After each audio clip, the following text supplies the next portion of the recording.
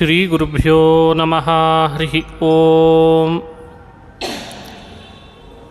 ಜನ್ಮಾದ್ಯಸ್ಯ ಯತೋನ್ಮಯಾದಿತರತಶ್ಚಾರ್ಥೇಷ್ವಭಿಜ್ಞಸ್ವರಾಟ್ ತೇನೇ ಬ್ರಹ್ಮಹೃದಾಯಾದಿಕವಯೇ ಮುಹ್ಯಂತಿ M ಸೂರಯಃ. ತೇಜೋ ವಾರಿಮೃದಾಂ ಯಥಾ ವಿನಿಮಯೋ ಯತ್ರ ತ್ರಿಸರ್ಗೋ ಮೃಷಾ ಧಾಮ್ನಾ ಸ್ವೇನ ಸದಾ ನಿರಸ್ತಕುಹಕಂ ಸತ್ಯಂ ಪರಂ ಧೀಮಹಿ. ಸೃಷ್ಟಿಸ್ಥಿತ್ಯಪ್ಯಯೇಹ ನಿಯತಿದೃಶಿತಮೋ ಬಂಧಮೋಕ್ಷಾಶ್ಚ ಯಸ್ಮಾತ್ ಅಸ್ಯ ಶ್ರೀ ಬ್ರಹ್ಮರುದ್ರಪ್ರಭೃತಿಸುರನರದ್ವೀಷಶತ್ರುತ್ಮಕಸ್ಯ ವಿಷ್ಣೋರ್ವ್ಯಸ್ತಾಃ ಸಮಸ್ತಾಃ ಸಕಲಗುಣನಿಧಿಃ ಸರ್ವದೋಷವ್ಯಪೇತಃ ಪೂರ್ಣಾನಂದೋ ವ್ಯಯೋ ಯೋ ಗುರುರಪಿ ಪರಮಃ ಚಿಂತಯೇತಂ ಮಹಾಂತಂ. ನಾರಾಯಣಂ ನಮಸ್ಕೃತ್ಯ ನರಂ ಚೈವ ನರೋತ್ತಮಂ ದೇವೀಂ ಸರಸ್ವತೀಂ ವ್ಯಾಸಂ ತತೋ ಜಯಮುದೀರಯೇತ್. ಅಭ್ರಮಂ ಭಂಗರಹಿತಂ ಅಜಡಂ ವಿಮಲಂ ಸದಾ ಆನಂದತೀರ್ಥಮತುಳಂ ಭಜೆ ತಾಪತ್ರಯಾಪಹಂ. ಮೂಕೋಪಿ ಯತ್ಪ್ರಸಾದೇನ ಮುಕುಂದಶಯನಾಯತೆ ರಾಜರಾಜಾಯತೆ ರಿಕ್ತೋ ರಾಘವೇಂದ್ರಂ ತಮಾಶ್ರಯೇ. ಆಪಾದಮೌಲಿಪರ್ಯಂತಂ ಗುರುಣಾಮಾಕೃತಿಂ ಸ್ಮರೇತ್ ತೇನ ವಿಘ್ನಾಃ ಪ್ರಣಶ್ಯಂತಿ ಸಿದ್ಧ್ಯಂತಿ ಚ ಮನೋರಥಾಃ. ಸ್ವಸ್ತ್ಯಸ್ತು ಅಶೇಷಸತಾಂ ಸನ್ಮಂಗಲಾನಿ ಭವಂತು. ಸಮ್ಯಕ್ ಶ್ಲೋಕೈಕಶ್ರವಣಪಠಣಮಾತ್ರೇಣ ವಕ್ತುಶ್ಚ ಶ್ರೋತॄಣಾಂ ನಿಖಿಲಕಲಿಕೃತಕಲ್ಮಷಾಪನೂದರಪಟುತರೆ ಧರ್ಮಾದ್ಯಖಿಲಪುರುಷಾರ್ಥಸಾಧನೀಭೂತೆ ಶ್ರೀಮದ್ಭಾಗವತೆ ಅದ್ಯ ಕಥಾಪ್ರಾರಂಭೆ ಕಿಂಚಿತ್ ಪೂರ್ವಪ್ರಮೇಯಾನುವಾದಃ. ಶ್ರೀ ಹರಿವಾಯು ಗುರುಗಳ ಚರಣಾರವಿಂದಗಳಲ್ಲಿ ಭಕ್ತಿಪೂರ್ವಕ ಪ್ರಣಾಮಗಳನ್ನು ಅರ್ಪಿಸಿ ಶ್ರೀಮದ್ಭಾಗವತ ಮಹಾಪುರಾಣದ ಸಂಕ್ಷಿಪ್ತವಾದ ವಿಷಯಗಳನ್ನು ಮುಖ್ಯಾಂಶದ ರೂಪದಲ್ಲಿ ಬೆಳಗ್ಗೆ ಅನುಸಂಧಾನ ಮಾಡಿದ್ವಿ.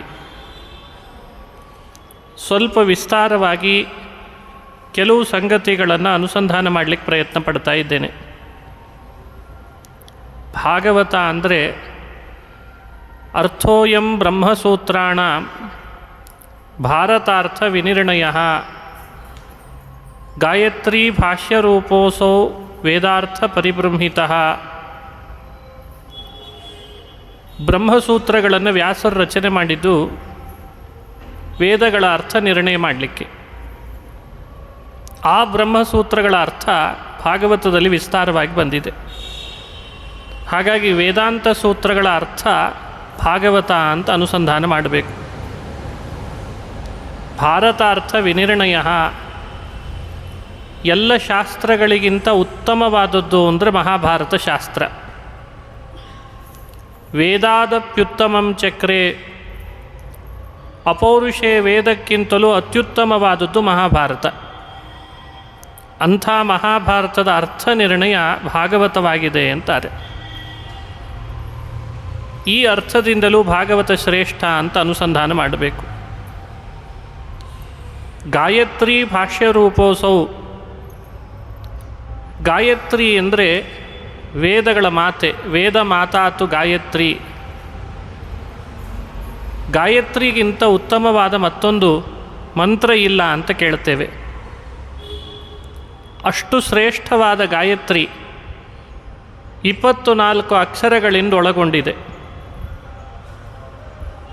ಆ 24 ಅಕ್ಷರಗಳ ಭಾಷ್ಯ ರೂಪವಾಗಿದೆ ಶ್ರೀಮದ್ಭಾಗವತ ಅಂತ ಅನುಸಂಧಾನ ಮಾಡಬೇಕು. ಹಾಗಾಗಿ ಗಾಯತ್ರಿ ಭಾಷ್ಯ ರೂಪೋಸೌ ಅಂತ ಭಗವತ್ಪಾದರು ಅದನ್ನು ಅನುಸಂಧಾನ ಮಾಡ್ತಾರೆ. ಹೀಗೆ ಗಾಯತ್ರಿಯ ಭಾಷ್ಯ, ಮಹಾಭಾರತದ ಅರ್ಥ ನಿರ್ಣಯ, ಬ್ರಹ್ಮಸೂತ್ರ ಅವುಗಳ ಅರ್ಥ ವಿವರಣೆ ಶ್ರೀಮದ್ಭಾಗವತ ಅಂತ ಭಾಗವತದ ಮಹಿಮೆಯನ್ನು ಭಗವತ್ಪಾದರು ಅನುಸಂಧಾನ ಮಾಡಿಸಿದ್ದಾರೆ.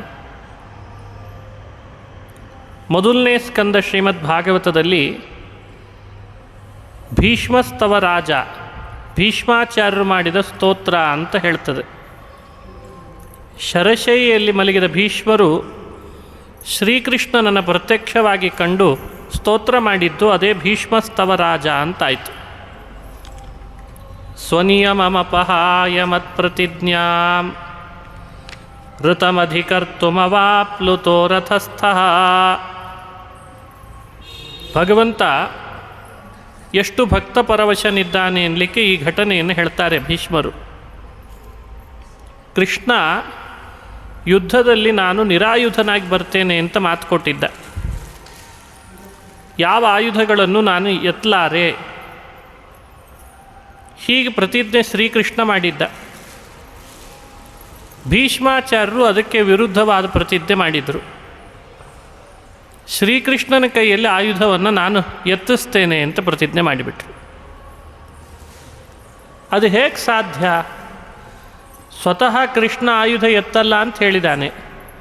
ಭೀಷ್ಮರಂತಾರೆ ಕೃಷ್ಣನ ಕಡೆಯಲ್ಲಿ ಆಯುಧ ನಾನು ಎತ್ತಿಸ್ತೇನೆ ಅಂತಾರೆ. ಒಂದು ಸಂದರ್ಭ ಹೀಗೆ ಬಂತು ಮಹಾಭಾರತದಲ್ಲಿ.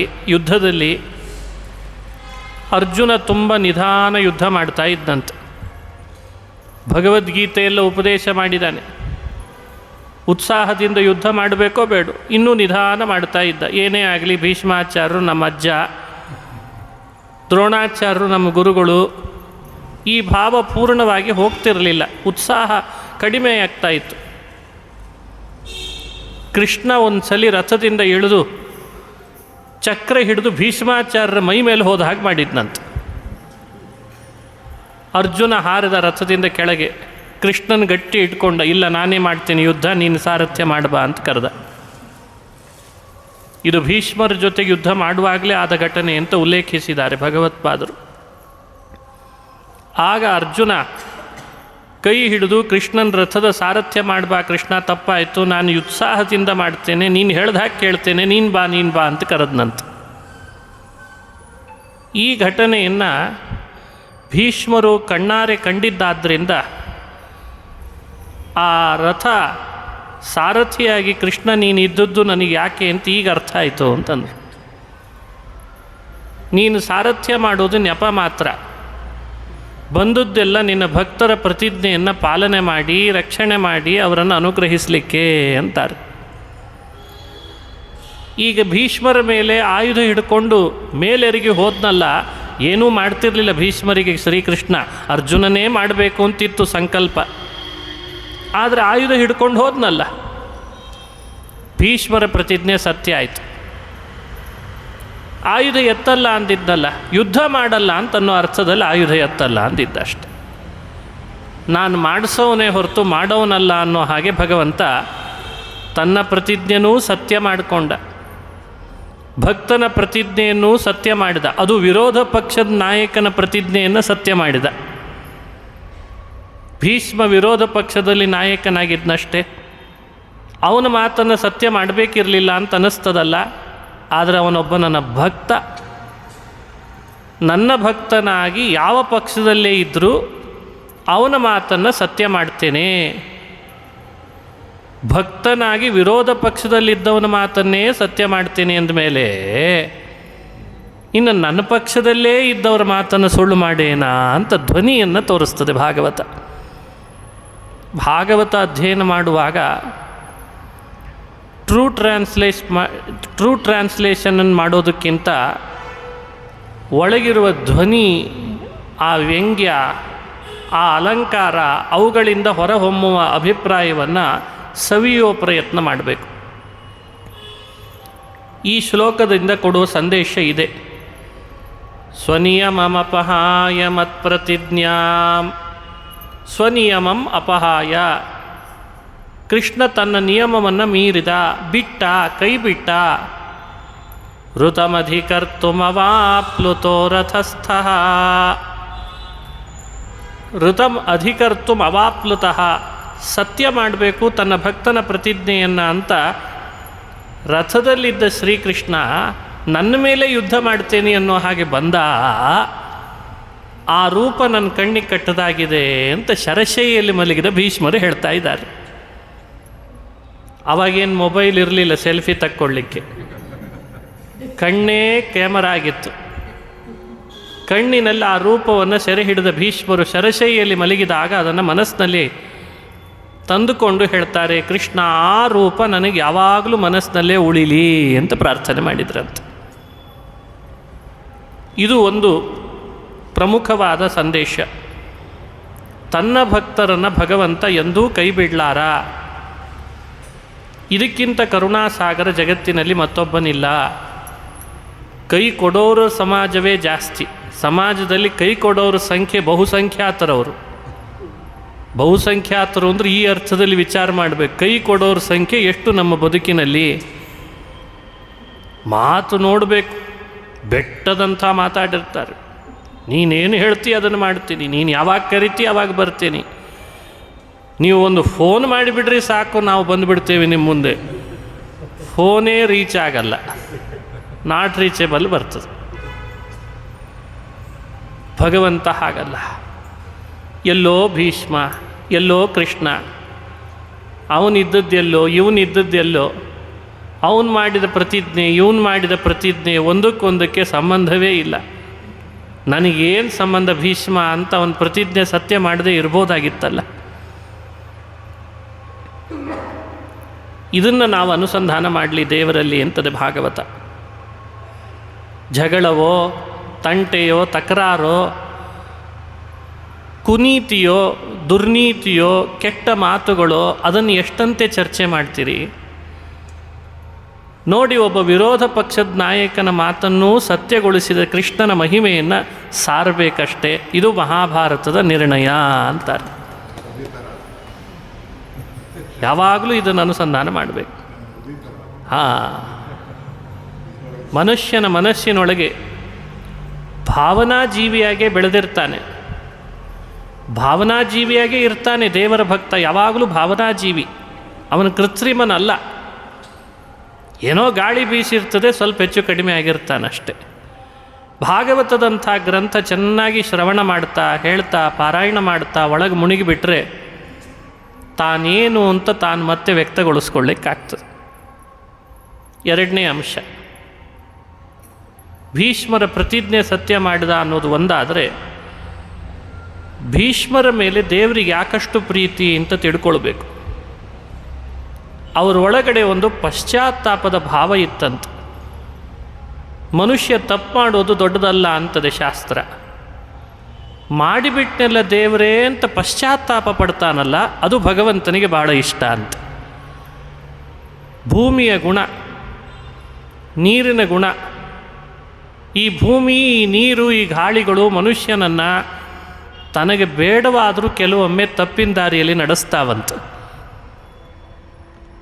ನಾವು ಆ ತಪ್ಪನ್ನೇ ಎಣಿಸ್ತಾ ಕೂಡೋದ್ರಲ್ಲಿ ಅರ್ಥ ಇಲ್ಲ. ಯಾವುದೋ ಅನ್ನ ತಿಂದೆ, ದುರ್ಯೋಧನಿಗೆ ಮಾತು ಕೊಟ್ಬಿಟ್ಟೆ, ಅವನೊಟ್ಟಿಗೆ ಇರಬೇಕಾಯಿತು, ಅವನ ಪಕ್ಷದಲ್ಲಿ ತಾನು ನಾಯಕನಾಗಬೇಕು. ಆದರೆ ಬೆಳಗ್ಗೆ ಮಾತ್ರ ಭೀಷ್ಮರು ಶಿಬಿರದಿಂದ ಹೊರಡುವಾಗ ಕೇಳ್ತಿದ್ದದ್ದೇನು? ಮಹಾಭಾರತ ಹೇಳ್ತದೆ, ಜಯೋಸ್ತು ಪಾಂಡುಪುತ್ರಾಣಾಮ್ ಅಂತ ದೇವರಲ್ಲಿ ಬೇಡ್ತಿದ್ರಂತೆ.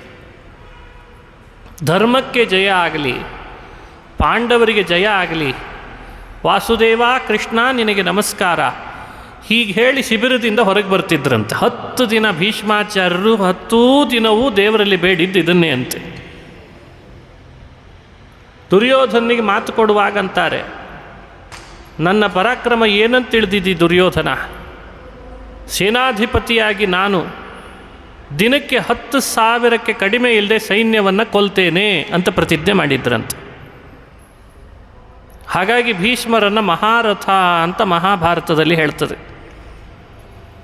ಮಹಾರಥ ಅಂದರೆ ಅರ್ಥ ಏಕೋ ದಶಸಹಸ್ರಾಣಾಂ. ಒಬ್ಬ ಯೋಧ 10,000 ಯೋಧರ ಜೊತೆ ಯುದ್ಧ ಮಾಡಿ ಒಂದು ದಿನದಲ್ಲಿ ಮಣಿಸ್ತಾನೆ ಅಂದರೆ ಅವನಿಗೆ ಮಹಾರಥ ಅಂತ ಹೆಸರಂತೆ. ಏಕೋ ದಶಸಹಸ್ರಾಣಾಂ, ನಡೆದದ್ದೇ 18 ದಿವಸ ಯುದ್ಧ. 10 ದಿನದ ಸೇನಾಧಿಪತಿಗಳು ಭೀಷ್ಮರು 10ನೇ ದಿನ ಶರಶಯ್ಯೆಗೆ ಮಲಗುತ್ತಾರೆ. ಶರಶಯ್ಯೆಯಲ್ಲಿ ಎಲ್ಲ ಲೆಕ್ಕ ಇದೆ. ದಿನಕ್ಕೆ 10,000 ಅಂದರೆ ಇಂಟು 10 ದಿನ ಅಂದರೆ ಎಷ್ಟು ಸೈನ್ಯವನ್ನು ಭೀಷ್ಮರು ಸಂಹಾರ ಮಾಡಿರಬೇಡ. ಅಂಥ ಭೀಷ್ಮಾಚಾರ್ಯರನ್ನು ಮನಸ್ಸಿನೊಳಗೆ ಏನು ಭಾವ ಇತ್ತು ಅಂತ ಅರ್ಥಕೊಳ್ಳದೇನೆ ಕೇವಲ ಭೀಷ್ಮ ಒಬ್ಬ ಸೇನಾನಾಯಕನಾಗಿದ್ದ ಅಂತ ಬಣ್ಣಿಸಬೇಡಿ, ಮಹಾಭಾರತವನ್ನು ಮೇಲ್ನೋಟಕ್ಕೆ ನೋಡಿ ಅಂತದೆ ಭಾಗವತ. ಹಾಗಾಗಿ ಭಾಗವತ ನೋಡದೆ ಮಹಾಭಾರತ ಮಾತ್ರ ನೋಡಿದರೆ ಭೀಷ್ಮನ ಒಳಗಿನ ಭಾವ ಅರ್ಥ ಆಗಲ್ಲ. ನಾವು ಬದುಕಿನೊಳಗೆ ಮೇಲ್ಮೇಲೇನಿರ್ತೇವೆ ಅನ್ನೋದು ಮಹತ್ವ ಅಲ್ಲ. ಯಾವುದೋ ಕಂಪನಿಯಲ್ಲಿ ಕೆಲಸ ಮಾಡ್ತಿರ್ಬೋದು, ಯಾರಿಗೋ ನಾವು ಆಳಾಗಿರ್ಬೋದು, ಯಾರದೋ ಕೈಯಲ್ಲಿ ಬಯಸ್ಕೊಳ್ತಿರ್ಬೋದು, ಅದು ದೊಡ್ಡದಲ್ಲ ಭೀಷ್ಮರಿದ್ದ ಹಾಗೆ. ಆದರೆ ಒಳಗಿರುವ ಭಾವ ಏನಿತ್ತು ಅನ್ನೋದು ದೊಡ್ಡದಾಗ್ತದೆ. ಒಳಗಿದ್ದ ಭಾವ ಮಾತ್ರ ಪಶ್ಚಾತ್ತಾಪದ ಭಾವ. ಯಾವುದೋ ಹಂಗಿಗೆ ಬಿದ್ದುಬಿಟ್ನಲ್ಲ ದುರ್ಯೋಧನ ಕಡೆಗೆ, ಆದರೆ ನಾನು ಮಾತ್ರ ಕೃಷ್ಣನ ಭಕ್ತನೇ ಅಂತಾರೆ ಭೀಷ್ಮರು. ನಾನು ಕೃಷ್ಣ ಭಕ್ತನೇ, ನಾನು ಪಾಂಡವರ ಪರನೇ, ಆದರೆ ಕ್ಷತ್ರಿಯ ಯೋಧನಾಗಿ ಯುದ್ಧದ ನೀತಿಯನ್ನು ಮೀರದೆ ಕ್ಷತ್ರಿಯ ಧರ್ಮವನ್ನು ಮಾತ್ರ ಪಾಲನೆ ಮಾಡ್ತೀನಿ ಅಂತಂದ್ರಂತ. ಇದು ನಮಗೆ ಹೇಳಿಕೊಡುವ ಪಾಠ ಭಾಗವತ. ಕಲಿಯುಗದ ಸಜ್ಜನರಿಗಂತೂ ಭೀಷ್ಮರ ಮಾರ್ಗದರ್ಶನ ಬಹಳ ದೊಡ್ಡದು. ಯಾಕಂದರೆ ಕಲಿಯುಗದಲ್ಲಿ ನಮಗೆ ವಿಹಿತವಾದ ವೃತ್ತಿನೇ ಬೇರೆಯಾಗಿರ್ತದೆ, ನಾವು ಹಿಡಿದುಕೊಂಡ ವೃತ್ತಿನೇ ಬೇರೆಯಾಗಿರ್ತದೆ. ಭೀಷ್ಮರಿಗೆ ವಿಹಿತವಾದದ್ದು, ಆದರೆ ಭೀಷ್ಮರು ಮಾಡಿದ ಮೇಲೆ ಮನಸ್ಸಿನಲ್ಲಿ ಪಶ್ಚಾತ್ತಾಪ ಪಟ್ಟಿದ್ದು, ಇದೆಲ್ಲ ಭಾಗವತದ ಧರ್ಮ. ಕಲಿಯುಗದ ಮನುಷ್ಯ ಸ್ತ್ರೀ ಆಗಲಿ ಪುರುಷನಾಗಲಿ ಅನೇಕ ಏರಿಳಿತಗಳನ್ನು ಅನುಭವಿಸ್ತಾನೆ. ಅದು ವೃತ್ತಿಪರತೆಯಿಂದ ಅಥವಾ ಕೌಟುಂಬಿಕವಾಗಿ ಅಥವಾ ಸಾಮಾಜಿಕವಾಗಿ ಆರ್ಥಿಕವಾಗಿ ಅನೇಕ ಏರಿಳಿತಗಳನ್ನು ಅನುಭವಿಸ್ತಾನೆ.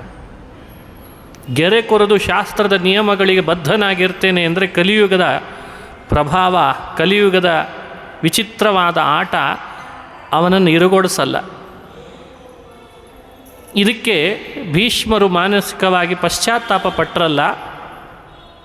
ಇದನ್ನು ನಾವು ಮಾಡಿದರೂ ಕೃಷ್ಣ ಒಲಿತಾನೆ, ಅದು ಭಾಗವತದ ಧರ್ಮ ಅಂತ ಸೂಚನೆ ಮಾಡಲಿಕ್ಕೆ ಭೀಷ್ಮರ ಕಥೆಯನ್ನು ಮೊದಲನೇ ಸ್ಕಂದದಲ್ಲಿ ಹೇಳ್ತಾರೆ ವ್ಯಾಸರು. ಯಾವ ವೃತ್ತಿಯನ್ನು ಅವಲಂಬಿಸಿದಿ, ಯಾರ ಹಂಗಿಗೆ ಬಿದ್ದಿ, ಎಲ್ಲೋ ಗೋಳಾಡ್ತಾ ಇದ್ದಿ, ಅದು ಬೇಡ. ಈಗ ಒಳಗಡೆ ನಿನಗೇಂತೊಂದು ಪಶ್ಚಾತ್ತಾಪ ಆಗಿದೆ ಅಲ್ಲ, ಅದು ಸಾಕು ನನಗೆ ಅಂತಾನಂತೆ ಭಗವಂತ. ವಿಪ್ರತಿಸಾರತೋಯತೆ, ಭಗವಂತನಿಗೆ ಬಹಳ ಪ್ರಿಯವಾದದ್ದು ಅಂದರೆ ತಪ್ಪಿತಸ್ಥನ ಪಶ್ಚಾತ್ತಾಪ ಅಂತ. ನಮ್ಮಲ್ಲಿ ಅದು ಬರ್ತಾ ಇಲ್ಲ. ಇದು ತಪ್ಪು ಅಂತ ನಮಗೆ ಗೊತ್ತಾಗಿದೆ. ಕೆಲವು ಬುದ್ಧಿಪೂರ್ವಕವಾಗಿ ನಡೆದಿದೆ, ಕೆಲವು ತಿಳಿದೇ ನಡೆದಿದೆ, ತಿಳಿಯದೇ ನಡೆದಿದೆ ನಮ್ಮಿಂದ ತಪ್ಪುಗಳು. ನಾನೂ ಹೊರತಲ್ಲ, ನೀವೂ ಹೊರತಲ್ಲ.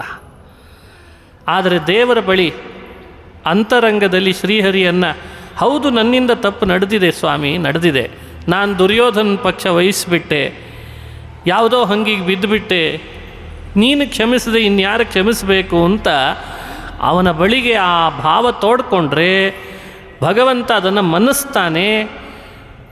ಭಕ್ತನಿದ್ದೆಡೆಗೆ ಬಂದು ತನ್ನ ದರ್ಶನ ಕೊಡ್ತಾನೆ ಅನ್ನಲಿಕ್ಕೆ ಭೀಷ್ಮರಿದ್ದೆಡೆಗೆ ಬಂದು ಭಗವಂತ ದರ್ಶನ ಕೊಟ್ಟ ಅನ್ನೋ ಕಥೆ ನಮಗೆ ಸಂದೇಶವನ್ನು ನೀಡುತ್ತದೆ. ಹೀಗೆ ಭಕ್ತ ವಾತ್ಸಲ್ಯ, ಭಕ್ತಾಪರಾಧ ಸಹಿಷ್ಣುತೆ, ದೇವರಲ್ಲಿರುವ ಗುಣದ ಚಿಂತನೆ, ಪಶ್ಚಾತ್ತಾಪಕ್ಕೆ ಭಗವಂತ ಒಲಿತಾನೆ ಅನ್ನೋ ಸಂದೇಶ, ಇದೆಲ್ಲ ಭೀಷ್ಮ ಸ್ತವರಾಜದಿಂದ ಕಲಿಬೇಕಾದ ಪಾಠ. ಕುಂತಿ ಸ್ತೋತ್ರ ಭಾಗವತದ ಮೊದಲನೇ ಸ್ಕಂದದಲ್ಲಿ ಬರುವ ಮತ್ತೊಂದು ಘಟ್ಟ. ಕುಂತಿ ಬಹಳ ಅನುಭವಿಸಿದ ಕಷ್ಟದ ಕಡಲವಳು. ಅವಳು ಅನುಭವಿಸಿದಷ್ಟು ಕಷ್ಟ ನಾವು ನೀವೂ ಅನುಭವಿಸಲಾರಿವು.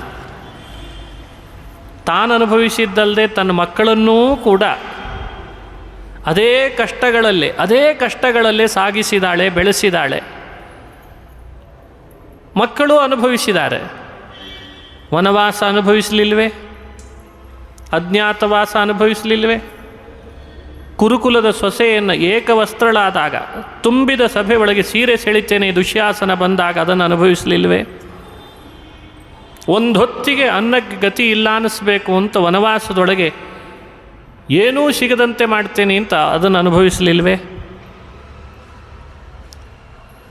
ಸರಿ, ಇನ್ನು ಬೆಳವಣಿಗೆ ಸಣ್ಣ ವಯಸ್ಸಿನಲ್ಲಿರುವಾಗ ಭೀಮನಿಗೆ, ಅರ್ಜುನನಿಗೆ, ಧರ್ಮರಾಜನಿಗೆ ವಿಷ ಹಾಕಿ ಕೊಲ್ತೇನೆ ಅಂತ ದುರ್ಯೋಧನ ವಿಷದ ಭಕ್ಷ್ಯಗಳನ್ನು ಅನುಭವಿಸಲಿಲ್ವೇ? ಉಂಡು. ಇದೆಲ್ಲ ನೆನಪಿಸ್ಕೊಂಡ್ಲಂತೆ ಕುಂತಿ. ವಿಷಾನ್ ಮಹಾಗ್ನೇಹೆ, ವಿಷವನ್ನು ಹಾಕಿ ನನ್ನ ಮಕ್ಕಳನ್ನು ಕೊಲ್ಲಿಕ್ಕೆ ನೋಡಿದರು. ಮಹಾಗ್ನೇಹೆ, ಅರಗಿನ ಮನೆಯೊಳಗೆ ಸುಟ್ಟು ಬೂದಿಯಾಗಿ ಕರಕಲಾಗಬೇಕು ಅಂತ ಭಸ್ಮ ಮಾಡಲಿಕ್ಕೆ ಹೊರಟ ದುರ್ಯೋಧನ. ಬೆಂಕಿ ಹಚ್ಚಿದ. ಆದರೆ ಪಾರಾದರು. ಹಿಡಿಂಬ, ಬಕ, ಕಿರ್ಮೀರ, ಕೀಚಕ, ಜರಾಸಂಧ ಎಂಥೆಂಥ ರಾಕ್ಷಸರು ಅವರೊಟ್ಟಿಗೆ ಯುದ್ಧ ಮಾಡಿದರು. ಸಾಧಾರಣ ಬಲದವರೇನಲ್ಲ, ಎಲ್ಲ ಕಡೆ ಪ್ರಸಿದ್ಧರಾದ ಮಹಾಮಲ್ಲರು, ಅವರೆಲ್ಲರೊಟ್ಟಿಗೆ ಯುದ್ಧ ಮಾಡಿದ್ದಾನೆ ಭೀಮ. ಇದನ್ನು ಅನುಭವಿಸಲಿಲ್ಲವೇ? ಅಕ್ಷಯ ವಸ್ತ್ರವನ್ನು ಕೃಷ್ಣ ಬಂದು ನೀಡಿದ. ಯಾರೂ ಇದು ಅನ್ಯಾಯ ಅಂತ ಪ್ರತಿಭಟಿಸಲಿಲ್ಲ.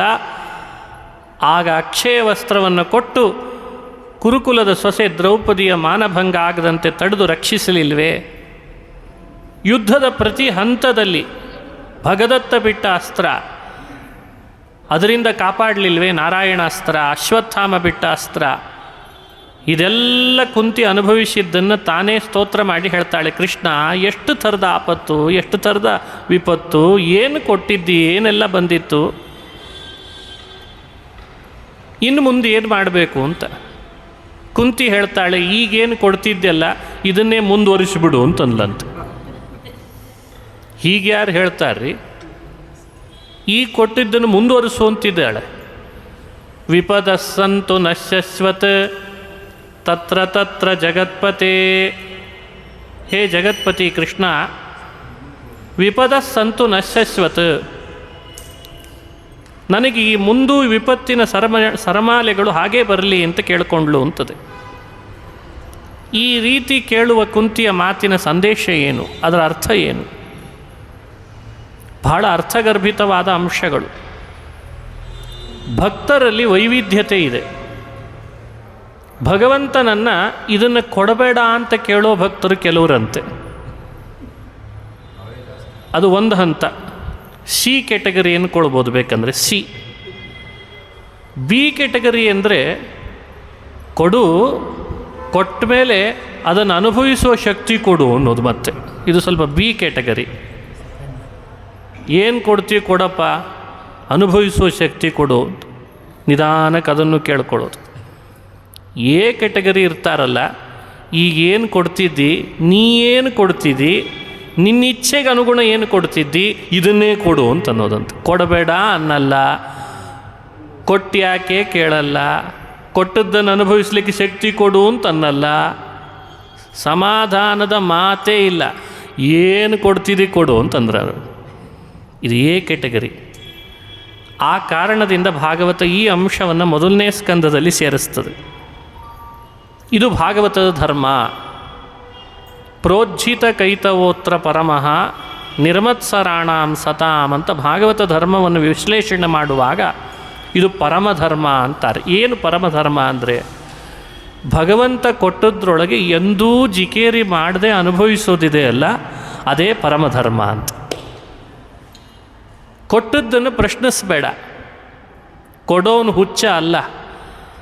ಯಾರು ನಮಗೇಂತ ಅನುಭವಿಸ್ಲಿಕ್ಕೆ ಕೊಡ್ತಿದ್ದಾನೆ ಅವ ನಮ್ಮನೆ ಆಳಲ್ಲ. ನಮಗೇಂತ ಅನುಭವಿಸ್ಲಿಕ್ಕೆ ಕೊಡ್ತಿದ್ದಾನಲ್ಲ, ಅದು ಯಾವುದೂ ನಾವು ಮಾಡದೇ ಇರೋ ತಪ್ಪಿಗೆ ಕೊಡ್ತಿದ್ದಾನೆ ಅಂಥೇಳು ಅಲ್ಲ. ನಮಗೇಂತ ಕೊಟ್ಟದ್ರಿಂದ ಕೊಡೋನು ಏನೋ ಭಾರಿ ಖುಷಿ ಪಡ್ತಾನೆ ಅಂಥೇಳು ಅಲ್ಲ. ಇದ್ರ ಮೇಲೆ ನಾವೇ ಅರ್ಥ ಮಾಡಿಕೊಂಡ್ರೆ ಸಾಕಲ್ವೇ? ಇದು ಭಾಗವತ. ಅವನಿಗೆ ನಮಗೆ ಕೊಡೋದ್ರಿಂದ ಸಂತೋಷ ಪಡ್ತಾನೆ ಅಂತಲ್ಲ. ಇದೆಲ್ಲ ಯೋಚನೆ ಮಾಡಬೇಕಂತೆ ಭಾಗವತದಲ್ಲಿ. ಹಾಗಾಗಿ ಕುಂತಿ ಕೇಳಿದ್ದೇನು? ವಿಪದ ಸಂತು ನಶ್ಯಶ್ವತ್ ತತ್ರ ತತ್ರ ಜಗತ್ಪತೆ. ತತ್ರ ತತ್ರ ಹಂತ ಹಂತದಲ್ಲಿ ಪ್ರತಿ ಹಂತದಲ್ಲಿ ಆ ಹಿಂದೆ ಕೊಟ್ಟ ವಿಪತ್ತಿನ ಸರಮಾಲೆ ಅದೇ ಮುಂದುವರಿಲಿ. ತತ್ರ ತತ್ರ ಜಗತ್ಪತೆ. ಕಾರಣ ಏನು? ಜಗತ್ಪತೆ. ಜಗತ್ಪತೆ ಅನ್ನೋ ಮಾತಿನ ಅಭಿಪ್ರಾಯ ಯಾವುದನ್ನು ಯಾರಿಗೆ ಯಾವಾಗ ಕೊಡಬೇಕು, ಯಾವುದನ್ನು ಯಾರಿಗೆ ಯಾವಾಗ ಕೊಡಬಾರ್ದು ಅನ್ನೋದ್ರ ವಿವೇಕ ಇದೆ. ಆದ್ದರಿಂದ ನೀನು ಜಗತ್ಪತಿ ಅಂತ ಅರ್ಥ. ನಿನ್ನನ್ನೇನು ಗೈಡ್ ಮಾಡೋದು, ನಿನಗೇನು ತಿಳಿಸೋದು, ನಿನ್ನನ್ನೇನು ತಿದ್ದೋದು? ತಿದ್ದಲಿಕ್ಕೆ ದೇವರ ಅರ್ಹನ? ದೇವರಿಗೆ ನಾವು ಮಾರ್ಗದರ್ಶನ ಮಾಡೋದೆ? ನಾವೇನಾದರೂ ಮಾತನಾಡಿದರೆ ಆ ವಿಷಯದೊಳಗೆ ಭಗವಂತ ಕೊಡುವಾಗ ಅದು ಕಷ್ಟವೋ ನಷ್ಟವೋ, ಜಯವೋ ನಷ್ಟವೋ, ಲಾಭವೋ ಸೋಲೋ, ಸಂಪತ್ತೋ ಬಡತನವೋ, ಅದೆಲ್ಲವೂ ಭಗವಂತ ಕೊಡೋದು ಅನ್ನೋದು ಬಿಟ್ಟು ಸ್ವಲ್ಪ ಆಚೆ ಈಚೆ ಮನಸ್ಸಿನಲ್ಲಿ ಮಾತನಾಡಿಕೊಂಡ್ರೆ ಭಗವಂತ ಅಂತಾನೆ, ನನ್ನ ಕರ್ತೃತ್ವ ಏನು ಚಿಂತಿಸಿದ ಈತ ಅಂತಾನೆ. ನನ್ನ ಸರ್ವತೋಮುಖ ಕರ್ತೃತ್ವದ ಬಗ್ಗೆ ಇವನ ಆಲೋಚನೆ ಏನಾಯ್ತು ಹಾಗಾದರೆ? ಹಾಗಾಗಿ ಭಾಗವತ ಮೊದಲನೇ ಸ್ಕಂದ ನಮ್ಮನ್ನು ಚೆನ್ನಾಗಿ ಟ್ರೈನ್ ಮಾಡ್ತದೆ. ನೀನು ಸಾಮಾನ್ಯ ಭಾಗವತ ಧರ್ಮವನ್ನು ಆಚರಿಸಬೇಡ, ಉತ್ಕೃಷ್ಟವಾದ ಭಾಗವತ ಧರ್ಮವನ್ನು ಯಾವಾಗಲೂ A+, ತೆಗಿ ಅಂತ ಹುಡುಗರಿಗೆ ಹೇಳ್ತಿರ್ತಾರಲ್ಲ, ಹಾಗೆ ನೀನು ಯಾವಾಗಲೂ A+ ತೆಗಿಯಪ್ಪ ಅಂತ ಭಾಗವತ ನಮಗೆ ಅನುಸಂಧಾನ ಮಾಡಿಸ್ತದೆ. C ಗ್ರೇಡ್ನಲ್ಲಿರಬೇಡ, B ಗ್ರೇಡ್ನಲ್ಲಿರಬೇಡ, ಕುಂತಿಯಂತೆ A ಗ್ರೇಡ್ನಲ್ಲಿರು ಅಂತ ಸಂದೇಶವನ್ನು ಕೊಡಲಿಕ್ಕೆ ಕುಂತಿ ಸ್ತೋತ್ರವನ್ನು ಭಾಗವತದ ಮೊದಲನೇ ಸ್ಕಂದದಲ್ಲಿ ವ್ಯಾಸರು ಸೇರಿಸ್ತಾರೆ. ಪಶ್ಚಾತ್ತಾಪದ ಪ್ರತೀಕ ಭೀಷ್ಮ ಏನೇ ದೇವರು ಕೊಟ್ಟರೂ ಅದನ್ನು ಅನುಭವಿಸಬೇಕು ಅನ್ನುವ ಭಾವ ಅದು ಕುಂತಿ. ಹೀಗೆ ಭಾಗವತದ ಸಾರ ಭಾಗವನ್ನು ಅನುಸಂಧಾನ ಮಾಡ್ತಾ ಬರಬೇಕು. ಏನೇ ಕೊಟ್ಟರೂ ದೇವರು ಜಗತ್ಪತಿ, ಸರ್ವಕರ್ತ, ಸರ್ವಾಂತರ್ಯಾಮಿ, ಸರ್ವೇಶ್ವರ. ಅವನ ವಿರುದ್ಧ ನಾವು ಮಾತನಾಡುವುದು ಯೋಗ್ಯ ಅಲ್ಲ. ನಮ್ಮ ಬಗ್ಗೆ ಅವನಿಗೆ ವಿರೋಧ ಇಲ್ಲವೂ ಇಲ್ಲ. ನಮ್ಮನ್ನು ವಿರೋಧಿಸುವ ಪ್ರಶ್ನೆ ಇಲ್ಲವೇ ಇಲ್ಲ. ವಿರೋಧಿಸಿ ಭಗವಂತನಿಗೆ ಆಗಬೇಕಾದದ್ದೂ ಇಲ್ಲ. ಇದನ್ನೆಲ್ಲ ವಿಶಾಲವಾದ ದೃಷ್ಟಿ ಇಟ್ಟು ಯೋಚನೆ ಮಾಡಿ ಬಹಳ ಎತ್ತರದ ಭಕ್ತರು ದೇವರನ್ನು ಕೊಡು ಅನ್ನಲ್ಲ, ಕೊಡಬೇಡ ಅನ್ನಲ್ಲ, ಕೊಟ್ಟರೆ ಸ್ವಲ್ಪ ಶಕ್ತಿ ಕೊಡು ಅಂತ ಅನ್ನಲ್ಲ, ಏನೂ ಅನ್ನಲ್ಲ. ನೀನು ಸ್ಮರಣೆ ಮಾಡ್ತೀನಿ, ಕೊಡೋದು ಬಿಡೋದು ಎರಡೂ ನಿನಗೆ ಬಿಟ್ಟದ್ದು ಅಂತ ಅನ್ಬೇಕಂತ.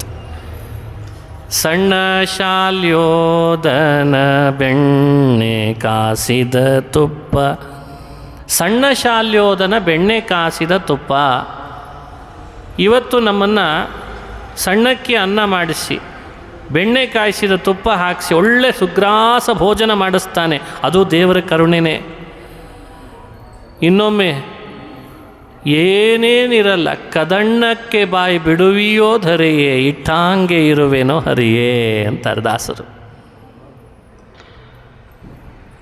ಸೊಂಪಿನಂಚಿನ ಶಾಲು ಹೊದಿಸುವಿಯೋ ರಂಗ. ಎಂಥ ಶಾಲು, ಎಂಥ ಶಾಲು, ಜರತಾರಿ ಶಾಲು, ಹೊಳಪಿನ ಶಾಲು, ಅದನ್ನು ಹೊದಿಸ್ತಾನೆ. 4-6 ಜನ ಚಪ್ಪಾಡಿ ತಟ್ಟಿಸೋ ಹಾಗೆ ಮಾಡ್ತಾನೆ. ಏನು ಹೇಳ್ದಿ ಅಂತಾನೆ. ಇನ್ನೊಂದು ಅವಸ್ಥೆ ಕೊಡ್ತಾನೆ, ಕೌಪೀನಕ್ಕೂ ಗತಿ ಇಲ್ಲದಿರೋ ಸ್ಥಿತಿನೂ ಕೊಡ್ತಾನಂತೆ. ಕೌಪೀನಕ್ಕೆ ಬಾಯಿ ಬಿಡುವಿಯೋ ರಂಗ, ಬಿಡಿಸುವಿಯೋ ರಂಗ, ಇಟ್ಟಾಂಗ ಇರುವೇನೋ ಹರಿಯೇ. ಎಷ್ಟು ಅನುಭವದ ಮಾತು ಇದು ಭಾಗವತದ ಧರ್ಮ. ಈ ಭಾವ ನಮ್ಮಲ್ಲಿ ಎಂದು ಬರ್ತದೆ, ಭಾಗವತ ಶ್ರವಣ ಮಾಡಿದರೂ ಸರಿ, ಮಾಡದಿದ್ದರೂ ಸರಿ, ಕರ್ಮ ಧರ್ಮ ಅನುಷ್ಠಾನ ನಿಯಮ ವ್ರತ ಉಪವಾಸ ಮಾಡಿದರೂ ಸರಿ, ಮಾಡದೇ ಇದ್ದರೂ ಸರಿ, ಏನು ಬರಬೇಕೋ ಅದು ಬಂದಾಯ್ತಲ್ಲ. ಎಲ್ಲ ಮಾಡಿದಾನೆ, ಉಪವಾಸ ಮಾಡಿದ, ವನವಾಸ ಮಾಡಿದ, ನಿಯಮಗಳನ್ನು ಪಾಲಿಸಿದ, ಬೆಳಗ್ಗೆ ಬೇಗ ಎದ್ದ, ಅರ್ಘ್ಯ ಕೊಟ್ಟ, ಜಪ ಮಾಡಿದ, ಒಳಗಡೆ ಮಾತ್ರ ಈ ಭಾವನೆ ಬರ್ತಾ ಇಲ್ಲ. ಇಟ್ಟಾಂಗ ಇರುವೇನೋ ಭಾವ ಇಲ್ಲ. ಮಾಡಿ ಏನು ಲಾಭ, ಮಾಡಿ ಏನು ಲಾಭಪ್ಪ? ಈ ಭಾವ ಬರಲಿ ಅನ್ನೋದು ಕುಂತಿ ಸ್ತೋತ್ರದಿಂದ ನಮಗೆ ತಿಳಿಸ್ತಾ ಇರುವ ಸಂದೇಶ. ಪರೀಕ್ಷಿತನ ಜನ್ಮವೃತ್ತ ಅಂತ ಹೇಳ್ತದೆ ಭಾಗವತ. ಪರೀಕ್ಷಿತ್ ರಾಜ ಗರ್ಭದೊಳಗಿರುವಾಗಲೇ ಕೃಷ್ಣನ ದರ್ಶನ ಮಾಡಿದ್ದಾನೆ. ಯಾರಿಗಿದೆ ಈ ಭಾಗ್ಯ? ಗರ್ಭದೊಳಗಿರುವಾಗ ಭಗವಂತ ತಾಯಿ ಉತ್ತರೆ ಪ್ರಾರ್ಥಿಸಿದ್ದಕ್ಕೆ ಬ್ರಹ್ಮಾಸ್ತ್ರದ ಪ್ರಭಾವ ಗರ್ಭದೊಳಗಿರುವ ಶಿಶುವಿನ ಮೇಲೆ ಆಯಿತು. ಉತ್ತರೆ ಪ್ರಾರ್ಥನೆ ಮಾಡಿದ್ಲು, ಪಾಹಿ ಪಾಹಿ ಜಗನ್ನಾಥ, ಹೇ ಜಗನ್ನಾಥ, ನನ್ನ ಗರ್ಭದೊಳಗೆ ಬೆಳೀತಾ ಇರುವ ಈ ಮಗುವನ್ನು ರಕ್ಷಣೆ ಮಾಡು, ಪಾಹಿ ಪಾಹಿ. ಕಾಮಂ ದಹತು ಮಾಂ ನಾಥ ಮಾಮೇ ಗರ್ಭೋ ನಿಪಾತ್ಯತಾಂ. ಈ ಅಸ್ತ್ರ ಬೇಕಂದರೆ ಸುಡೋದೇ ಆದರೆ ನನ್ನನ್ನು ಸುಡಲಿ. ಗರ್ಭ ಮಾ ನಿಪಾತ್ಯತಾಂ, ಒಳಗೆ ಬೆಳೀತಿರುವ ಪಾಂಡವರ ಸಂತತಿ ಅದನ್ನು ಮಾತ್ರ ಏನು ಮಾಡಬಾರ್ದದು ಅಂತ ಬೇಡ್ಕೊಂಡ್ಲಂತೆ. ಇದು ಒಂದು ಭಾಗವತದ ಧರ್ಮ. ದೇವರು ಕೊಟ್ಟದ್ದನ್ನು ದೇವರು ಕೊಟ್ಟ ಅಂತ ಭಾವನೆಯಲ್ಲಿ ಅನುಭವಿಸೋದು ಕುಂತಿಯ ಭಾಗವತದ ಧರ್ಮ. ಆದರೆ ಉತ್ತರೆ ನನ್ನನ್ನು ಸುಡಲಿ, ನನ್ನ ಗರ್ಭದಲ್ಲಿ ಬೆಳೀತಿರುವ ಹರಿಭಕ್ತನನ್ನು ಉಳಿಸ್ಲಿ ಅಂತ ಕೇಳ್ಕೊಂಡ್ಲಲ್ಲ, ಇದು ಒಂದು ಭಾಗವತದ ಧರ್ಮ. ಇದು ನಮ್ಮಲ್ಲಿ ಬೆಳೀಲಿ ಅಂತ ದೇವರ ಅಪೇಕ್ಷೆ ಪಡ್ತಾನೆ. ನಾನೊಬ್ಬ ಬದುಕಿದರೆ ಸಾಕಪ್ಪ, ಉಳಿದವ್ರು ಇದ್ರೇನು ಬಿಟ್ಟರೇನು ಕಷ್ಟಪಟ್ಟರೇನು ಈ ಭಾವೆಯಲ್ಲಿ ನಾನು ಹೋದರೂ ಪರವಾಗಿಲ್ಲ, ನನ್ನೊಳಗೆ ಬೆಳೀತಾ ಇರುವ ದೇವರ ಭಕ್ತ ಬೆಳೀಲಿ ಅಂತನ್ನೋ ಭಾವೆಯಲ್ಲಿ ಕಷ್ಟಗಳ ಸರಮಾಲೆಗಳನ್ನು ಕೊಡು ಅಂತ ಕೇಳುವ ಕುಂತಿಯ ಭಾಗವತದ ಧರ್ಮ. ನನ್ನನ್ನು ಬಲಿ ತಗೊಳ್ಳಿಬೇಕಂದ್ರೆ ಒಳಗಿರುವ ದೇವರ ಭಕ್ತ ಬದುಕಲಿ ಅಂತ ಕೇಳ್ಕೊಳ್ಳೋ ಭಾಗವತದ ಧರ್ಮ. ಇವು ನಮ್ಮಲ್ಲಿ ಯಾವಾಗ ಬರೋದು? ಅವನ ಕಷ್ಟ ಅದು ನನ್ನ ಕಷ್ಟ, ಅವನ ದುಃಖ ಅದು ನನ್ನ ದುಃಖ. ನನ್ನನ್ನು ಯಾರಾದರೂ ಮೂದಲಿಸಿ ಮಾತನಾಡಿದರೆ ಆಗುವ ದುಃಖ ಅವನನ್ನು ಬೈದರೂ ಹಾಗೇ ನನಗಾಗ್ತದೆ ಅನ್ನೋ ಭಾವ ಯಾವಾಗ ಬರೋದು? ಇದು ಬಂತು ಅಂದರೆ ಭಾಗವತ ಶ್ರವಣದ ಲಾಭ ಆಯಿತು ಅಂತ ಅರ್ಥ. ಎಂದು ಬರೋದಿದೆಲ್ಲ. ಇದನ್ನು ಹೊಸ ಹೊಸ ಅರ್ಥದಲ್ಲಿ ಹೇಳ್ತಿದ್ದಾರೆ ಸಮಾಜದಲ್ಲಿ, ಜಗತ್ತಿನೊಳಗೆ. ಅವ್ರದ್ದೇ ಟ್ರೈನಿಂಗ್ ಸೆಂಟರ್ ಮಾಡ್ಕೊಳ್ತಾ ಇದ್ದಾರೆ,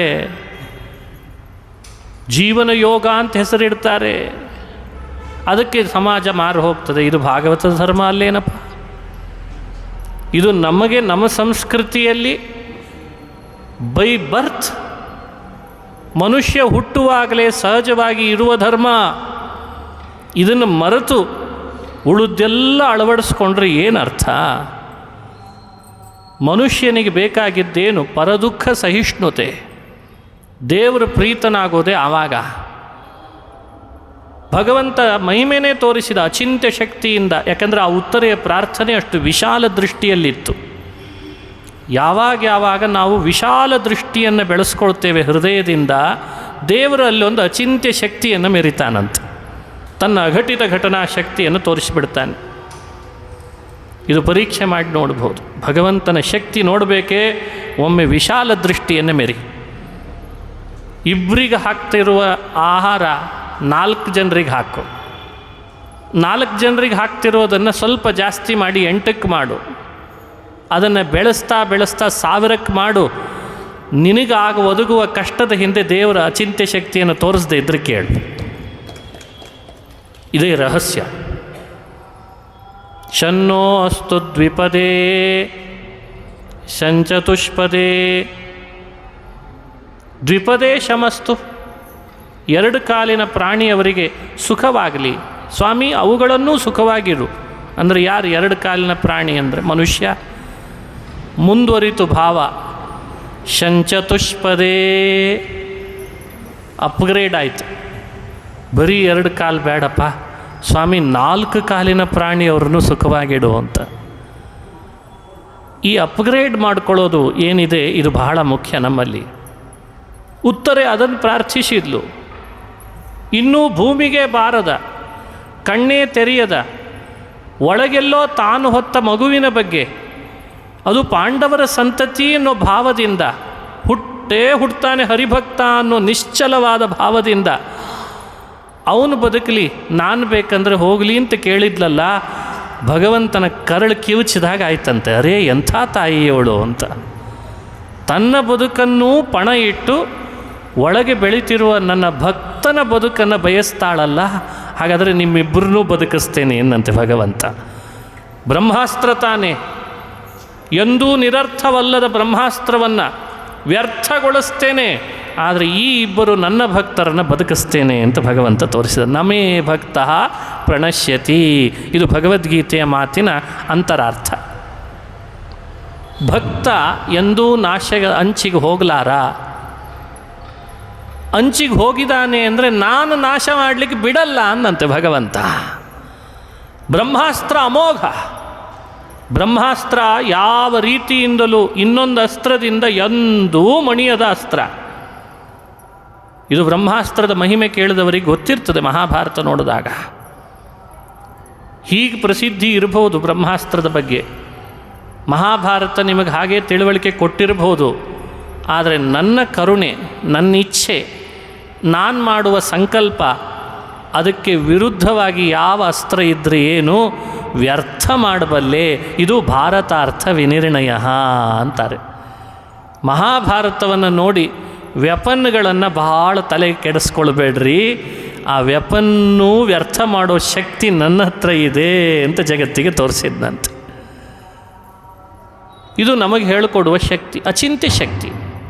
ಹೇಗೆ ವ್ಯರ್ಥ ಮಾಡ್ತಾನೆ ದೇವರು, ಹೇಗೆ ನಿಭಾಯಿಸ್ತಾನೆ.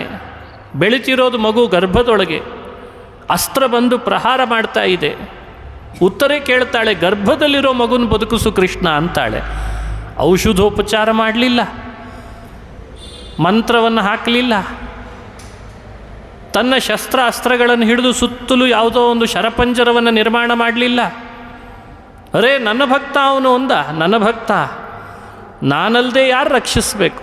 ತಾನೇ ಒಂದು ರೂಪದಿಂದ ಹೋದ. ಭಾಗವತ ಹೇಳ್ತದೆ, ಅಂಗುಷ್ಠ ಮಾತ್ರ ಪುರುಷಃ, ಅಂಗುಷ್ಠದ ಪರಿಮಿತಿಯ ರೂಪವನ್ನು ಧರಿಸಿ ತನ್ನ ಅಘಟಿತ ಶಕ್ತಿಯಿಂದ, ಅಘಟಿತ ಘಟನಾ ಶಕ್ತಿಯಿಂದ ಗರ್ಭದೊಳಗೆ ಪ್ರವೇಶಿಸಿ ಅಸ್ತ್ರವನ್ನು ಹಿಮ್ಮೆಟ್ಟುವ ಹಾಗೆ ಮಾಡಿ ಆ ಪರೀಕ್ಷಿತ್ ರಾಜನಿಗೆ ಕಣ್ತೆರೆಸಿ ತನ್ನ ದರ್ಶನವನ್ನು ನೀಡಿ ಮುಂದೆ ಈ ಭಾಗವತ ಶ್ರವಣ ಮಾಡುವಾಗ ಕ್ಷಣ ಕ್ಷಣಕ್ಕೆ ನನ್ನ ರೂಪ ನೋಡೋ ಹಾಗೆ ಮಾಡಿಬಿಟ್ಟಂತೆ ಭಗವಂತ. ಯಾರಿಗಿಲ್ಲ ಈ ಭಾಗ್ಯ? ಇದು ನಮೇ ಭಕ್ತ ಪ್ರಣಶ್ಯತಿ ಅಂದರೆ ಅಭಿಪ್ರಾಯ. ಒಂದು ಭಕ್ತ ಅಂತ ಅನಿಸಿದರೆ, ಒಂದು ಬಾರಿ ಭಕ್ತ ಅಂತ ಅನಿಸಿದರೆ ಆಯಿತು, ಎಂದೂ ಅವನ ಕೈ ಬಿಡಲಾರ. ಇದು ಭಾಗವತದ ಸಂದೇಶ. ಮನುಷ್ಯನಿಗೆ ದುರಿತಗಳು ಬರೋದು ಸಹಜ, ನಾನಾ ರೀತಿ ಬರ್ತದೆ. ನನಗೆ ಬಂದದ್ದು ಅವರಿಗಿರಲಿಕ್ಕಿಲ್ಲ, ಅವರಿಗೊಂದು ಹೊಸದು ಬರ್ತದೆ, ಮತ್ತೊಬ್ಬರಿಗೆ ಒಂದೊಂದು ರೀತಿ. ಉತ್ತರೆ ತುಂಬು ಗರ್ಭಿಣಿ ಆದಾಗ ಅವಳಿಗೆ ಬಂದ ದುರಿತ ಯಾವುದು ಅಂದರೆ ಬ್ರಹ್ಮಾಸ್ತ್ರ. ವಿಘ್ನ ಬಹಳ ದೊಡ್ಡದು, ಸಣ್ಣದೇನಲ್ಲ. ಅದನ್ನು ಅವಳು ಎದುರಿಸಲಿಕ್ಕೆ ಅಂತ ಶರಣು ಹೋದದ್ದು ಕೃಷ್ಣನನ್ನು. ಕೃಷ್ಣ ಬಿಟ್ಟು ಇನ್ಯಾರೂ ಅದನ್ನು ಪರಿಹರಿಸಲಾರದು. ನಮ್ಮ ಬದುಕಿನಲ್ಲಿ ನಾವು ಅನುಭವಿಸುವಂಥ ಅನೇಕ ವಿಘ್ನ ಬ್ರಹ್ಮಾಸ್ತ್ರದಷ್ಟು ಕಠೋರವಾಗಿದ್ದರೂ ಕೃಷ್ಣನನ್ನು ಶರಣು ಹೋದರೆ ಸರಳವಾಗಿ ಪರಿಹಾರ ಮಾಡ್ತಾನೆ ಅನ್ನೋ ಸಂದೇಶವನ್ನು ಭಾಗವತ ನಮಗಿದರಿಂದ ತಿಳಿಸ್ತದೆ. ಶರಣು ಬಾ, ಉತ್ತರೆ ಶರಣು ಬಂದ್ಲು. ಹಾಗಾಗಿ ಆ ಬ್ರಹ್ಮಾಸ್ತ್ರವು ಏನೂ ಮಾಡದಂತೆ ಅದನ್ನು ವಿಫಲಗೊಳಿಸಿಬಿಟ್ಟ. ಕೃಷ್ಣ ಮೃತ್ಯು ಬಂದರೂ ಪರೀಕ್ಷಿತನನ್ನು ರಕ್ಷಿಸಿದ. ಹಾಗಾಗಿ ಅವನಿಗೆ ಮೃತ್ಯುವಿಗೆ ಮೃತ್ಯುತಾ ಅಂತ ಜಗನ್ನಾಥದಾಸರು ಹೇಳ್ತಾರೆ. ಮೃತ್ಯು ಕಾದು ಕೂತಿರ್ತದೆ ನಮ್ಮ ಬಗ್ಗೆ, ಆದರೆ ಭಗವಂತ ಅದನ್ನು ಪರಿಹಾರ ಮಾಡ್ತಾನೆ. ತನ್ನ ಶಕ್ತಿಯಿಂದ, ಅಮೋಘ ಶಕ್ತಿಯಿಂದ ರಕ್ಷಣೆ ಕೊಡ್ತಾನೆ ಅಂತನ್ಲಿಕ್ಕೆ ಪರೀಕ್ಷಿತನ ಜನ್ಮವೃತ್ತಾಂತವೇ ನಿದರ್ಶನ ಅಂತದೆ ಭಾಗವತ. ಹೀಗೆ ಈ ಚರಿತ್ರೆಯನ್ನು ಅನುಸಂಧಾನ ಮಾಡಬೇಕು. ಇನ್ನು ಪರೀಕ್ಷಿತ್ ರಾಜನಾದ. ಪಾಂಡವರು ಸ್ವರ್ಗಾರೋಹಣ ಮಾಡಿದ ಮೇಲೆ ಇವನಿಗೆ ಪಟ್ಟಗಟ್ಟಿ ಸ್ವರ್ಗಾರೋಹಣ ಮಾಡೋಣ ಅಂತ ಮಾಡಿದರು. ಪರೀಕ್ಷಿತ್ ರಾಜನಾದಾಗ ಒಬ್ಬ ದೂತ ಬಂದು ಹೇಳಿದ್ನಂತೆ, ನಿನ್ನ ರಾಜ್ಯದಲ್ಲಿ ಕಲಿ ಬಂದಿದ್ದಾನೆ ಅಂತ. ಬಹಳ ದೊಡ್ಡದೇನಲ್ಲ ವಿಷಯ ನಮ್ಮಂಥವರಿಗಿದು. ಪರೀಕ್ಷಿತ್ ರಾಜನಿಗೆ ಭಾಳ ದೊಡ್ಡ ವಿಷಯ ಅಂತ ಅನ್ನಿಸ್ತು. ಯಾಕೆ? ಕಲಿ ಬಂದು ಸೇರಿಕೊಂಡ ಅಂದರೆ ಇದಕ್ಕಿಂತ ದೊಡ್ಡ ವಿಷಯ ಇನ್ನೇನಿದೆ ಅಂತ. ಇವತ್ತೆಲ್ಲ ಬಹಳ ದೊಡ್ಡ ವಿಷಯ ಅಂದರೆ ಅದರದ್ದು ಅರ್ಥನೇ ಬೇರೆ ಮಾಡಿಬಿಟ್ಟಿದ್ದಾರೆ. ಅದರ ಬಗ್ಗೆ ನಾನು ಪಟ್ಟಿ ಕೊಡಲ್ಲ, ಯಾಕಂದರೆ ಬ್ರೇಕಿಂಗ್ ನ್ಯೂಸ್ ನೋಡಿ ನೋಡಿ ಅಭ್ಯಾಸ ಇದ್ದೇ ಇರ್ತದೆ ಎಲ್ಲರಿಗೆ. ಅವತ್ತಿನ ದಿವಸ ಬಹಳ ದೊಡ್ಡ ವಿಷಯ ಅಂದರೆ ರಾಜ್ಯ ರಾಜಕಾರಣದ ಬಹಳ ದೊಡ್ಡ ವಿಷಯ ಏನು? ಯಾವುದು ವಿಷಯ? ಕಲಿ ರಾಜ್ಯಕ್ಕೆ ಬಂದಿದ್ದಾನೆ, ಇದೇ ದೊಡ್ಡ ವಿಸ್ಫೋಟಕ ಸುದ್ದಿ ಅಂತ ಆಯ್ತಂತೆ. ಯಾಕೆ? ಒಬ್ಬ ಕಲಿ ರಾಜ್ಯದಲ್ಲಿ ಬಂದು ಸೇರಿಕೊಂಡ ಅಂದರೆ ಅವನ ಪ್ರಭಾವ ಎಷ್ಟು ಅಂತ ಭಾಗವತ ಹೇಳ್ತದೆ.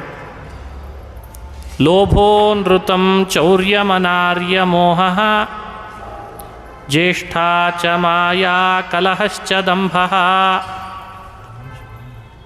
ಲೋಭ, ಅನೃತ, ಚೌರ್ಯ ಇದೆಲ್ಲ ಕಲಿಯ ಪರಿವಾರದವರು. ಲೋಭ ಅಂದರೆ ಮನುಷ್ಯ ಬೇಕಾದಷ್ಟು ಸಂಪತ್ತಿದ್ದರೂ ಅದನ್ನು ಧರ್ಮ ಕಾರ್ಯಕ್ಕೆ ವಿನಿಯೋಗಿಸದಂತೆ ಲೋಭ ಮಾಡ್ತಾನೆ. ಜಿಪುಣತನ, ಸುಳ್ಳು ಹೇಳ್ತಾನೆ. ಅನೃತ ಅಂದರೆ ಸುಳ್ಳು ಹೇಳೋದು, ಪ್ರಾಮಾಣಿಕವಾಗಿ ಇರಲ್ಲ, ವರ್ತನೆಯಲ್ಲಿ ಪ್ರಾಮಾಣಿಕತೆ ಇರಲ್ಲ, ಅದೇ ಅನೃತ ಅಂದರೆ. ಅಮ್ಮಹಹ ಅಂತ ಪಾಠ, ಪಾಪದ ಕೆಲಸ ಜಾಸ್ತಿ ಮಾಡ್ತಾನೆ. ಜ್ಯೇಷ್ಠಾಚ ಮಾಯಾ, ಭಾಳ ಕಪಟತನ ತೋರ್ತಾನೆ. ಮಾಯಾ ಅಂದರೆ ಕಪಟತನ. ಕಲಹಶ್ಚ ದಂಭ, ಕಾಲು ಕೆದರಿ ಜಗಳಕ್ಕೆ ಹೋಗ್ತಾನೆ. ಅವರೇನೋ ಸುಮ್ಮನೆ ಕೂತಿರ್ತಾರೆ, ಇವ್ರು ಸುಮ್ಮನೆ ಯಾಕೆ ಕೂತರು ಅಂಥೇಳಿ ಜಗಳ ಆಡ್ತಾನೆ. ಕಲಹ, ಕಾಲು ಕೆದರಿ ಜಗಳಕ್ಕೆ ಹೋಗ್ತಾನೆ. ಇನ್ನೊಂದಿದೆ ದಂಭ, ಒಳಗಡೆ ಧಾರ್ಮಿಕ ಭಾವ ಇಲ್ಲ, ಆದರೆ ಲೋಕಕ್ಕೆಲ್ಲ ನನ್ನನ್ನು ಧಾರ್ಮಿಕ ಅಂತ ಎಲ್ಲರೂ ಕಾಣಲಿ ಅಂತ ವೇಷ ಹಾಕ್ಕೊಳ್ತಾನೆ. ಇದು ಬಹಳ ದೊಡ್ಡ ದೋಷ. ಇದು ನಾನು ಹಾಗಿಲ್ಲ, ಆದರೆ ಸಮಾಜ ನನ್ನನ್ನು ಹಾಗೆ ಗುರುತಿಸ್ಲಿ ಅಂತ ಅಪೇಕ್ಷೆ ಪಡ್ತಾನೆ. ಅದಕ್ಕೇನು ಬೇಕೋ ಹಾಗೆ ವೇಷ ಹಾಕ್ಕೊಳ್ತಾನೆ. ಏನಾದರೂ ಸರಿ, ಅದಕ್ಕೆ ಎಲ್ಲ ಸೆಕ್ಟರ್ನಲ್ಲೂ ಇರ್ತಾರೆ ಇವರೆಲ್ಲ. ಬರೀ ಇಲ್ಲೇ ಇರ್ತಾರೆ ಅಲ್ಲೇ ಇರ್ತಾರೆ ಅಂತಲ್ಲ. ಇದು ಒಂದು ದೊಡ್ಡ ರೋಗ. ಇದು ಎಲ್ಲ ಸೆಕ್ಟರ್ನಲ್ಲಿರ್ತಾರೆ. ಅವನು ಮಾಡ್ತಿರೋ ಕೆಲಸ ಅವನು ಬೇರೆಯೇ ಇರ್ತದೆ, ಒಳಗೆ ಮಾಡ್ತಿರ್ತಾನೆ. ಆದರೆ ನನ್ನನ್ನು ಎಲ್ಲರೂ ಅದನ್ನು ಮಾಡ್ತೀನಿ ಅಂತ ಅನ್ನಬಾರ್ದು, ನಾನು ಏನೋ ಭಾಳ ದೊಡ್ಡವ ಅಂತ ಅನ್ನಲಿ ಅಂತ ಅಪೇಕ್ಷೆ ಪಡ್ತಾನೆ. ಅವನು ಲೂಟಿ ಹೊಡಿತಿರ್ತಾನೆ, ಆದರೆ ಸಮಾಜ ಮಾತ್ರ ಅವನನ್ನು ನೀನು ಲೂಟಿಗೋರ ಅನ್ನಬಾರ್ದು, ದಾನಶೂರ ಅನ್ನಬೇಕು ಅಂತ ಅಪೇಕ್ಷೆ ಪಡ್ತಾನೆ. ಅದಕ್ಕೇನು ಬೇಕೋ ಹಾಗೆ ವೇಷ ಹಾಕ್ಕೊಳ್ತಾನೆ. ಸಣ್ಣ ಉದಾಹರಣೆ ಸಾಕು, ಭಾಳ ಕೊಟ್ಟರೆ ಸಮಸ್ಯೆ ಆಗ್ತಾವೆ ಉದಾಹರಣೆಗಳು ಕೂಡ. ಇದು ಮನುಷ್ಯನಲ್ಲಿ ದಂಭ ಅಂತ ಹೆಸರು ಇದಕ್ಕೆ. ಇದೆಲ್ಲ ಕಲಿಯ ಪರಿವಾರ. ಲೋಭೋ ನೃತಂ ಚೌರ್ಯಮನಾರ್ಯಮಂಹ ಜ್ಯೇಷ್ಠಾ ಚ ಮಾಯಾ ಕಲಹಶ್ಚ ದಂಭ. ಒಬ್ಬ ಕಲಿ ಸೇರ್ಕೊಳ್ಳೋದ್ರಿಂದ ಧಾರ್ಮಿಕ ವಾತಾವರಣಗಳು ಕೆಡುವಂತಾಗಿ ಎಲ್ಲರ ಮನಸ್ಸಿನಲ್ಲಿ ದುರ್ಭಾವನೆ ಬರಲಿಕ್ಕೆ ಶುರುವಾಗ್ತದೆ. ಅವ್ರ ತಲೆ ಯಾವಾಗ ಹೊಡಿಲಿ, ಈ ಸಂಪತ್ತು ನಂದು ಯಾವಾಗ ಮಾಡಿಕೊಳ್ಳಿ, ಈ ಆಸ್ತಿ ನಂದು ಅಂತ ಯಾವಾಗ ಅನ್ನಿಸ್ಕೊಳ್ಳಿ, ಅವ್ರ ಕಾಲು ಹೇಗೆ ಮುರಿಲಿ, ಇವ್ರ ತಲೆ ಹೇಗೆ ತಲೆ ಕೆಡಿಸ್ಲಿ, ಇಲ್ಲಿ ಹೇಗೆ ಚಾಡೆ ಹೇಳಿ, ಇಲ್ಲಿ ಹೇಗೆ ಸುಳ್ಳು ಹೇಳಿ, ಈಗ ಬಂದದ್ದು ಇಷ್ಟೇ ಆಗಿದೆ ಹಣ, ಇನ್ನೂ ಇಷ್ಟು ಬರಬೇಕಿತ್ತಲ್ಲ, ಇದೆಲ್ಲ ಯೋಚನೆ ಬರಲಿಕ್ಕೆ ಶುರುವಾಗ್ತದೆ. ಅಲ್ಲಿಗೆ ಧಾರ್ಮಿಕ ವಾತಾವರಣ ಕೆಡ್ತು. ಪ್ರಜೆಗಳೆಲ್ಲ ಅಧಾರ್ಮಿಕರಾದರು, ಸುಳ್ಳು ಹೇಳೋರಾದರು, ವಂಚಕರಾದರು. ಅಂದರೆ ಧರ್ಮರಾಜ ಆಳಿ ಹೋದಿದ ಈ ದೇಶ, ಈ ರಾಷ್ಟ್ರ, ಇದರ ಸ್ಥಿತಿ ಏನಾಗಲಿಕ್ಕಿಲ್ಲ. ಇದನ್ನು ಯೋಚಿಸಿದ ಪರೀಕ್ಷಿತ್ ರಾಜನಿಗೆ ಕಲಿ ಬಂದಿದ್ದಾನೆ ನಿನ್ನ ರಾಜ್ಯದಲ್ಲಿ ಎಂದು ಕೂಡಲೇ ಆತಂಕ ಆಗದೇ ಇರ್ತದ, ಸಿಟ್ಟು ಬರದೇ ಇರ್ತದ. ಎಲ್ಲಿದ್ದಾನೆ ಕಲಿ, ಈಗಲೇ ಅವನೊಂದು ಕೈ ನೋಡಿಬಿಡ್ತೇನೆ ಅಂತ ಈತ ಆಯುಧ ಹಿಡಿದು ಹೊರಟೇ ಬಿಟ್ಟ. ತಂಡ ತಯಾರು ಮಾಡಲಿಲ್ಲ, ತಾನೇ ಹೊರಟ, ಸ್ವಯಂ ಹೊರಟ ಕಲಿಯನ್ನು ನಿಗ್ರಹಿಸಲಿಕ್ಕೆ. ಭದ್ರಾಶ್ವ, ಕೇತುಮಾಲ, ಹರಿವರ್ಷ, ಕಿಂಪುರುಷ ಈ ಖಂಡಗಳಿಗೆ ಸುತ್ತಿದ. ಕಲಿ ಇಲ್ಲ ಅಲ್ಲೆಲ್ಲೂ. ಶ್ರೀಕೃಷ್ಣನ ಮಹಿಮೆ ಸಾರ್ತಾ ಇದ್ದಾರೆ, ಪಾಂಡವರ ಗುಣಗಾನ ಮಾಡ್ತಿದ್ದಾರೆ. ನೀನು ಪಾಂಡವರ ವಂಶಜ, ನೀನು ಬಂದಿದ್ದೀ ಬಾ ಅಂತ ಸ್ವಾಗತ ಮಾಡ್ತಿದ್ದಾರೆ, ಸತ್ಕಾರ ಮಾಡಿ ಕಳಿಸ್ತಿದ್ದಾರಂತೆ. ಕೃಷ್ಣನ ಕಥೆ ಕಿವಿ ತುಂಬ ಕೇಳ್ಕೊಂಡು ಬರ್ತಿದ್ದಾನೆ. ಕಲಿ ಕಾಣ್ತಾ ಇಲ್ಲ, ಬರೀ ಕೃಷ್ಣನ ಕೀರ್ತಿ, ಕೃಷ್ಣನ ಯಶಸ್ಸು ಕಿವಿ ತುಂಬ ಕೇಳಿಕೊಂಡು ಎಲ್ಲಿದ್ದಾನೆ ಕಲಿ, ಯಾರೋ ಮಾಹಿತಿ ಸರಿ ಕೊಟ್ಟಿಲ್ಲ ಅಂತ ಅಂದ್ಕೊಂಡು ಪುನಃ ಭಾರತಕ್ಕೆ ಅಂತ ಬಂದು ಭಾರತ ವರ್ಷಕ್ಕೆ ಬಂದು ತನ್ನ ಆ ರಾಜ್ಯದ ಕಡೆಗೆ ಹಸ್ತಿನಾವತಿ ಕಡೆಗೆ ಬರುವಾಗ ಗಂಗಾ ನದಿ ದಡದ ಹತ್ರ ಬಂದ. ಗಂಗೆ ಪೂರ್ವಾಭಿಮುಖವಾಗಿ ಹರಿತಿರುವ ಒಂದು ಸ್ಥಳ, ಅಲ್ಲೊಂದು ಆಶ್ಚರ್ಯ ಕಾದಿತ್ತು ಪರೀಕ್ಷಿತ್ ರಾಜರಿಗೆ. ಒಂದು ಎತ್ತು, ಆ ಎತ್ತನ್ನು ಹಿಂಸೆ ಮಾಡ್ತಾ ಇದ್ದಾನೆ ಒಬ್ಬ ಕಟಕ. 3 ಕಾಲುಗಳನ್ನು ಕತ್ತರಿಸಿ ಒಂದು ಕಾಲು ಮೇಲೆ ಜೋತಾಡೋ ಹಾಗೆ ಮಾಡಿಬಿಟ್ಟೆ. ಅಲ್ಲೇ ಒಂದು ಆಕಳ ಹತ್ತಿರದಲ್ಲಿ ನಿಂತಿತ್ತು, ಕಣ್ಣೀರು ಸುರಿಸ್ತಾ ಇದೆ. ಕಣ್ಣೀರು ಸುರಿಸುವಾಗ ಎರಡೂ ಮಾತನಾಡ್ತಾ ಇದ್ವಂತೆ. ಶ್ರೀಕೃಷ್ಣ ಧರ್ಮರಾಜರಿದ್ದಾಗ ನಾವು ಎಷ್ಟು ಕ್ಷೇಮವಾಗಿದ್ವಿ, ಈಗ ನಮ್ಮ ಸ್ಥಿತಿ ಏನಾಗೋಯ್ತಲ್ಲ, ಇನ್ನು ಮುಂದೆ ಬರೋ ರಾಜರೆಲ್ಲ ಇನ್ನೇನು ಮಾಡ್ತಾರೋ ಏನೋ ಅಂತ ದುಃಖ ಪಡ್ತಾ ಇದ್ವಂತೆ ಎರಡು. ಈ ದೃಶ್ಯ ಪರೀಕ್ಷಿತ್ ರಾಜನಿಗೆ ಕಣ್ಣಿಗೆ ಬಿದ್ದಾಗ ಕಲಿ ಇಲ್ಲೇ ಇದ್ದಾನೆ ಅಂತ ಪತ್ತೆ ಹಚ್ಚಿದೆ ಎಂದ ಅವನು. ಹ್ಯಾಕೆ ಪತ್ತೆ ಹಚ್ಚಿದ? ಕಲಿನ ಪತ್ತೆ ಹಚ್ಚಲಿಕ್ಕಿರೋ ಉಪಾಯ ಏನು? ಎಲ್ಲಿ ಹಿಂಸೆ ನಡೀತದೆ, ಅದರಲ್ಲಿಯೂ ಮೂಕ ಪ್ರಾಣಿಗಳಿಗೆ ಹಿಂಸೆ ನಡೀತದೆ, ಅಲ್ಲಿ ಕಲಿ ಇದ್ದಾನೆ ಅಂತ ಅರ್ಥ. ಅದರಲ್ಲಿಯೂ ಎತ್ತಿಗೆ ಆಕಳಿಗೆ ಹಿಂಸೆ ಆಗ್ತಾ ಇದೆ ಅಂದರೆ ಮೊದಲಿದ್ದಾನೆ ಅಂತ ಅರ್ಥ. ಇನ್ನಿಷ್ಟು ಖಾತ್ರಿ ಆಯ್ತು ಅವನಿಗೆ. ಇದು ಮೊದಲನೇ ಹಂತ.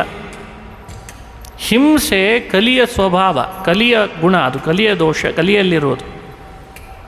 ಅದನ್ನು ಕಂಡ. ಹಾಗಾಗಿ ಇಲ್ಲಿ ಕಲಿ ಇದ್ದಾನೆ ಅಂತ ಪತ್ತೆ ಹಚ್ಚಿದ. ಕೈಯಲ್ಲಿ ಆಯುಧ ತೆಗೆದು ಆ ಹಿಂದೆ ನಿಂತ ಕಟಕನನ್ನು ಕೊಲ್ತೇನೆ ಅಂತ ಹೊರಟಿದ್ದಾನೆ. ಕಟಕನನ್ನು ಕೊಲ್ತೇನೆ ಅಂತ ಹೊರಟ. ಅವ ನೋಡಿದರೆ ರಾಜನಂತೆ ವೇಷ ಹಾಕಿದ್ದ. ರಾಜನಲ್ಲ, ಕಪ್ಪು ಮೈಬಣ್ಣ, ಅಕರಾಳ ವಿಕರಾಳ ದೇಹ, ರಾಜನಂತೆ ಆಭರಣಗಳನ್ನು ಧರಿಸ್ಕೊಂಡು ಬಂದಿದ್ದಾನೆ. ಕೈಯಲ್ಲಿ ಆಯುಧ ಹಿಡ್ಕೊಂಡು ಎತ್ತಿನ ಕಾಲು ಇನ್ನೊಂದು ಉಳಿದಿದೆ, ಅದನ್ನು ಕೊಲ್ತೇನೆ, ಕತ್ತರಿಸ್ತೇನೆ ಅಂತ ಹೊರಟಿದ್ದಾನಂತೆ. ಇವನೇ ಕಲಿ ಅಂತ ಪತ್ತೆ ಹಚ್ಚಿದ್ದಾನೆ. ಹೇಗೆ ಪತ್ತೆ ಹಚ್ಚಿದ, ಏನಿಲ್ಲಿಯ ಸಂದೇಶ, ಅದನ್ನು ಭಾಗವತ ವಿವರಣೆ ಮಾಡ್ತದೆ. ಎತ್ತು ಅಂದರೆ ಧರ್ಮವೇ ಎತ್ತಿನ ರೂಪ ತಾಳಿದೆ. ಧರ್ಮ ಎತ್ತಾಗಿ ಬಂದಿದೆ, 4 ಪಾದಗಳು, 3 ಕಾಲು ಕತ್ತರಿಸಿದ್ದ ಅಂತ ಭಾಗವತ ಹೇಳ್ತಲ್ಲ. ಇದು ನಮಗೆ ಕೊಡುವ ಸಂದೇಶ. ಧರ್ಮದ 4 ಪಾದಗಳಂತೆ ಎತ್ತಿನ ಪಾದಗಳು: ಸತ್ಯ, ತಪಸ್ಸು, ಶೌಚ, ದಯಾ ಅಂತ 4 ಪಾದಗಳು. ಕೃತಯುಗದೊಳಗೆ ಪ್ರತಿಯೊಬ್ಬರಲ್ಲಿಯೂ 4 ಪಾದಗಳು ಪೂರ್ಣವಾಗಿರ್ತವೆ. ಅದಕ್ಕೆ ಕೃತ ಅಂತ ಕರೀತಾರೆ. ಕೃತ ಅಂದರೆ ಪೂರ್ಣ ಅಂತ ಅರ್ಥ. ಒಬ್ಬೊಬ್ಬ ವ್ಯಕ್ತಿಯಲ್ಲಿ 4 ಇರ್ತಾವಂತೆ. 1/4 ಅಂಶ, 1/4 ಅಂತ ಕರೀತಾರೆ. 1/4 ಎಲ್ಲರಲ್ಲೂ ಇದೆ. ಸತ್ಯ 100% ಇದೆ. ಒಬ್ಬೊಬ್ಬರಲ್ಲಿ 100% ಸತ್ಯ ಕೃತಯುಗದೊಳಗೆ. ತಪಸ್ಸು, ಶೌಚ, ದಯ 4 ಒಬ್ಬೊಬ್ಬರಲ್ಲಿ 100% ಇರ್ತಿತ್ತಂತೆ. ಅದಕ್ಕೆ ಅದು ಕೃತ ಅಂತ, ಪೂರ್ಣಯುಗ ಅಂತ, ಸತ್ಯಯುಗ ಅಂತ ಇನ್ನೊಂದು ಹೆಸರು ಬಂತು. ತ್ರೇತಾಯುಗ ಬಂದಿದೆ, 1/4 ಕಡಿಮೆ ಆಯ್ತಂತೆ. ತ್ರೇತಾ ಅನ್ನೋ ಹೆಸರು ಸೂಚನೆ ಮಾಡ್ತದೆ 1/4 ಕಡಿಮೆ ಆಯಿತು ಅಂತ ಅರ್ಥ. ದ್ವಾಪರ ಬಂದಾಗ 1/4 2 ಕಡಿಮೆ ಆಯಿತು. ಕಲಿಯುಗ ಬಂದಾಗ 1/4 ಮಾತ್ರ ಉಳಿತು ಅಂತ ಅರ್ಥ. 1/4 ಅಂಶ ಮಾತ್ರ ಉಳಿದಿತ್ತು. ಇದು ಸಿಂಪಲ್ಲಾಗಿ ಲೆಕ್ಕ ಮಾಡ್ಕೊಳ್ಬಹುದಾದ ಚಿಂತನೆ. ಕಲಿ ಏನು ಮಾಡ್ತಾ ಇದ್ದಾನೆ? 3 ಪಾದ ಕತ್ತರಿಸಿದ್ದಾನೆ ಅಂದರೆ 1 ಪಾದ ಉಳಿಸಿದ್ದ. ಅದು ಯಾವುದದು? ತಪಸ್ಸು, ದಯಾ, ಶೌಚ ಅನ್ನೋ 3 ಪಾದಗಳನ್ನು ಕತ್ತರಿಸಿಬಿಟ್ಟ. ಸತ್ಯ ಅನ್ನೋ ಪಾದ ಮಾತ್ರ ಜೋತಾಡೋ ಹಾಗೆ ಮಾಡಿದ್ದ. ಸತ್ಯ ಅನ್ನೋ ಪಾದವನ್ನು ಅನೃತ ಅನ್ನೋ ಅಧರ್ಮದ ಅಂಗದಿಂದ ಕತ್ತರಿಸ್ಲಿಕ್ಕೆ ಪ್ರಯತ್ನ ಪಡ್ತಾನೆ. ಧರ್ಮಾಂಗಗಳನ್ನು ನಾಶ ಮಾಡಲಿಕ್ಕೆ ಅಧರ್ಮಾಂಗಗಳನ್ನು ಬಳಸ್ತಾನೆ ಅಂತ ಭಾಗವತ ವಿವರಣೆ ಮಾಡಿದೆ. ನಮ್ಮಲ್ಲಿ ಒಳ್ಳೆ ರೀತಿಯ ಶೌಚ ಇದೆ, ಧರ್ಮಾಂಗ ನಮ್ಮೊಳಗಿದೆ ಅಂತ ನಾವು ಅಂದ್ಕೊಂಡ್ರೆ, ಆ ಧರ್ಮಾಂಗವನ್ನು ಕೆಡಿಸ್ಲಿಕ್ಕೆ ಏನು ಬೇಕೋ ಅಧರ್ಮಾಂಗವನ್ನು ಬಳಸ್ತಾನಂತೆ ಕಲಿ.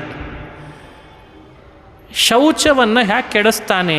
ಸಂಘ ಅನ್ನೋ ಅಧರ್ಮಾಂಗದಿಂದ ಶೌಚ ಅನ್ನೋ ಧರ್ಮಾಂಗವನ್ನು ನಾಶ ಮಾಡ್ತಾನೆ ನಮ್ಮೊಳಗೆ. ಶೌಚ ಅಂದರೆ ಬಾಹ್ಯ ಶುದ್ಧಿ, ಆಂತರಿಕ ಶುದ್ಧಿ, ಬಹಳ ಮುಖ್ಯವಾದದ್ದು ಭಾಗವತ ಧರ್ಮಗಳಲ್ಲಿ ಇದು. ಕಲಿ ಏನು ಮಾಡ್ತಾನೆ? ವಿಷಯದ ಆಸಕ್ತಿಯನ್ನು ಹುಟ್ಟಿಸ್ತಾನೆ. ಸಂಘ ಅಂದರೆ ವಿಷಯಾಸಕ್ತಿ, ಹೊಸ ಹೊಸ ಹೊಸ ವಿಷಯಗಳ ಆಸಕ್ತಿ ಹುಟ್ಟಿಸ್ಲಿಕ್ಕೆ ಶುರು ಮಾಡ್ತಾನೆ. ಎಲ್ಲ ಮಿರ ಈಗ ಒಂದು ತೊಗೊಂಡ್ರೆ ಒಂದು ಫ್ರೀ ಅಂತಾನೆ. ಮತ್ತೆ ಅದು ಮತ್ತೆ ಬಹಳ ದಿವಸದ ಕೊಡುಗೆ ಅಲ್ಲ, ಯುಗಾದಿಯ ಕೊಡುಗೆ, ದೀಪಾವಳಿಯ ಕೊಡುಗೆ, ನವರಾತ್ರಿಯ ಕೊಡುಗೆ ಅಂತ ಹಾಕಿಸ್ತಾನೆ. ಈ ಮಾರ್ಕೆಟಿಂಗ್ ವ್ಯವಸ್ಥೆ ಮನುಷ್ಯನಲ್ಲಿ ಸಹಜವಾದ ಆಸಕ್ತಿ ಹೆಚ್ಚು ಮಾಡಿಸುವಂತೆ. ಇದಕ್ಕೆ ಬೇರೆ ಬೇರೆ ಶಬ್ದಗಳು ಇದ್ದಾವೆ, ನಾನು ಬರೀ ಆಸಕ್ತಿ ಅಂತ ಶಬ್ದದಿಂದ ಕರೆದಿದ್ದೇನೆ. ಇದಕ್ಕೆ ನೀವು ಬೇಕಂದ್ರೆ ಗಿಮಿಕ್ ಅಂತ ಕರ್ಕೊಳ್ಬೋದು. ಪ್ರಪಂಚದ ವ್ಯವಸ್ಥೆ ಏನು? ಮನುಷ್ಯರನ್ನು ತನ್ನ ತೆಕ್ಕೆಗೆ ಹಾಕ್ಕೊಳ್ಬೇಕು. ಕಸ್ಟಮರ್ಸನ ಕ್ವಾಂಟಿಟಿಗಿಂತ ಕ್ವಾಲಿಟಿ ಬಹಳ ಮುಖ್ಯ. ಅವ್ರಿಗೆ ಗೊತ್ತು, ಅದನ್ನು ಕಡಿಮೆ ಮಾಡ್ತಾರೆ, ಕ್ವಾಂಟಿಟಿ ರೈಸ್ ಮಾಡ್ತದೆ. ಪ್ರೊಡಕ್ಷನ್ ಮನುಷ್ಯನಲ್ಲಿ ಆಸಕ್ತಿ ಮೂಡಲಿಕ್ಕೆ ಅದಕ್ಕೊಂದು ಜಾಹೀರಾತಿನ ಡಿಪಾರ್ಟ್ಮೆಂಟ್ ವ್ಯವಸ್ಥೆ ಬೇರೆ ಇದೆ, ಅಡ್ವರ್ಟೈಸ್ಮೆಂಟ್ ವ್ಯವಸ್ಥೆ. ಅಂತೂ ಆಸಕ್ತಿ ಮೂಡಲಿಕ್ಕೆ ಏನು ಬೇಕು? ದೊಡ್ಡ ಸೈನ್ಸ್ ಇವತ್ತದು. ಇನ್ನು ಮುಂದೆ ಅದನ್ನು ಯೂನಿವರ್ಸಿಟಿಗಳಲ್ಲೆಲ್ಲ ಒಂದು ಪಠ್ಯ ಇಟ್ಟರೆ ಏನು, ಜನಗಳನ್ನು ತಲೆ ಬೋಳಿಸೋದು ಅಂತ ಅರ್ಥ. ಅದು ಹಿಂಗೆ ಹೆಸರು ಇಟ್ಟರೆ ಯಾರೂ ಬರಲ್ಲ ಅಂತ ಅದಕ್ಕೊಂದು ಹೆಸರು ಬದಲಾಯಿಸಿ ಇಟ್ಟಿರ್ತಾರೆ. ಮನುಷ್ಯ ನಿನಗೆ 10 ಪ್ರಾಡಕ್ಟ್ ಕೈ ಕೊಡ್ತೇನೆ, ನೀನು ಏನು ಮಾತಾಡ್ತೀಯೋ ಗೊತ್ತಿಲ್ಲ, 2 ತಾಸಲ್ಲಿ ಮಾರಾಟ ಮಾಡಿಕೊಂಡು ಬಾ, ನಿನಗೆ 10 ಮಾರ್ಕ್ಸ್ ಕೊಡ್ತೇನೆ ಅಂತಂತಾರೆ. ಇದು ಸ್ಟೂಡೆಂಟನ್ನು ಟ್ರೈನ್ ಮಾಡ್ತಾ ಇರುವ ಪದ್ಧತಿ. ಮಾರ್ಕೆಟಿಂಗ್ ಸೆಕ್ಟರ್ಸ್, ಹೀಗೆ ಎಲ್ಲ ಸೆಕ್ಟರ್ಸ್ಗಳಲ್ಲಿಯೂ ಇದೇ ನಡೀತದೆ.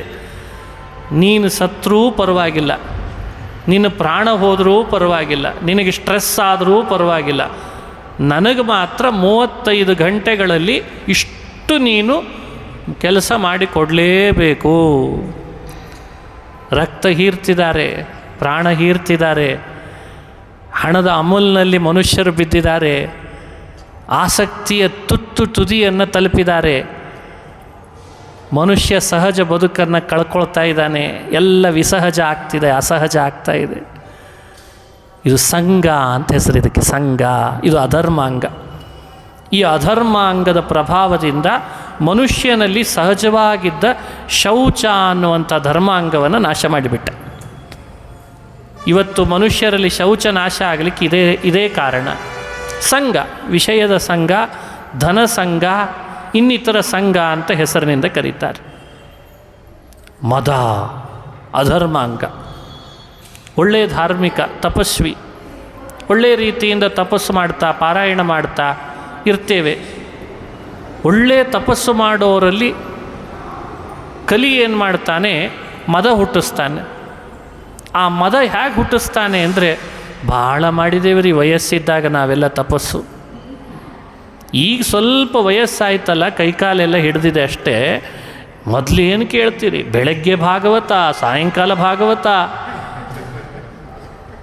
ಧಾರಣೆ ಪಾರಣೆ, ಭೀಷ್ಮ ಪಂಚಕ, ವಿಷ್ಣು ಪಂಚಕ ಅಂತೂ ಎಷ್ಟು ಮಾಡಿದ್ದೀನಿ ನನಗೇ ಗೊತ್ತಿಲ್ಲ. ಹೀಗೆ ಮನುಷ್ಯ ತನ್ನೊಳಗೆ ತಾನೇ ಮಾಡಿದೆ ಅಂತ ತನ್ನ ತಪಸ್ಸಿನ ಮದವನ್ನು ತಲೆಗೆ ಹಚ್ಕೊಂಡ ಅಂದಾಗ ಮುಂದೆ ಮಾಡ್ಬೋದಾದರೂ ಮಾಡದೇ ಇರೋ ಹಾಗೆ ಮಾಡಿಬಿಡ್ತಾನಂತೆ. ಈ ಅಧರ್ಮಾಂಗದಿಂದ ಮನುಷ್ಯನ ತಪಸ್ಸು ಅನ್ನೋ ಧರ್ಮಾಂಗವನ್ನು ನಾಶ ಮಾಡ್ತಾನೆ. ಇದು ಎಲ್ಲ ಕಡೆಯಲ್ಲಿ ನೀವು ಯೋಚನೆ ಮಾಡ್ತಾ ಬಂದರೆ ಪ್ರಾಕ್ಟಿಕಲ್ ಆಗಿದೆ ಭಾಗವತ. ಕೆಲವು ವಿಷಯಗಳು ಮಹಾಭಾರತದಲ್ಲಿ ಹೇಳುವ ಅನೇಕ ಧರ್ಮ, ಅನುಶಾಸನ ಪರ್ವಗಳು, ಮೋಕ್ಷ ಧರ್ಮ ಎಲ್ಲ ವಚನಗಳನ್ನು ನೇರ ನೀವು ನೋಡಲಿಕ್ಕೆ ಹೊರಟ್ರೆ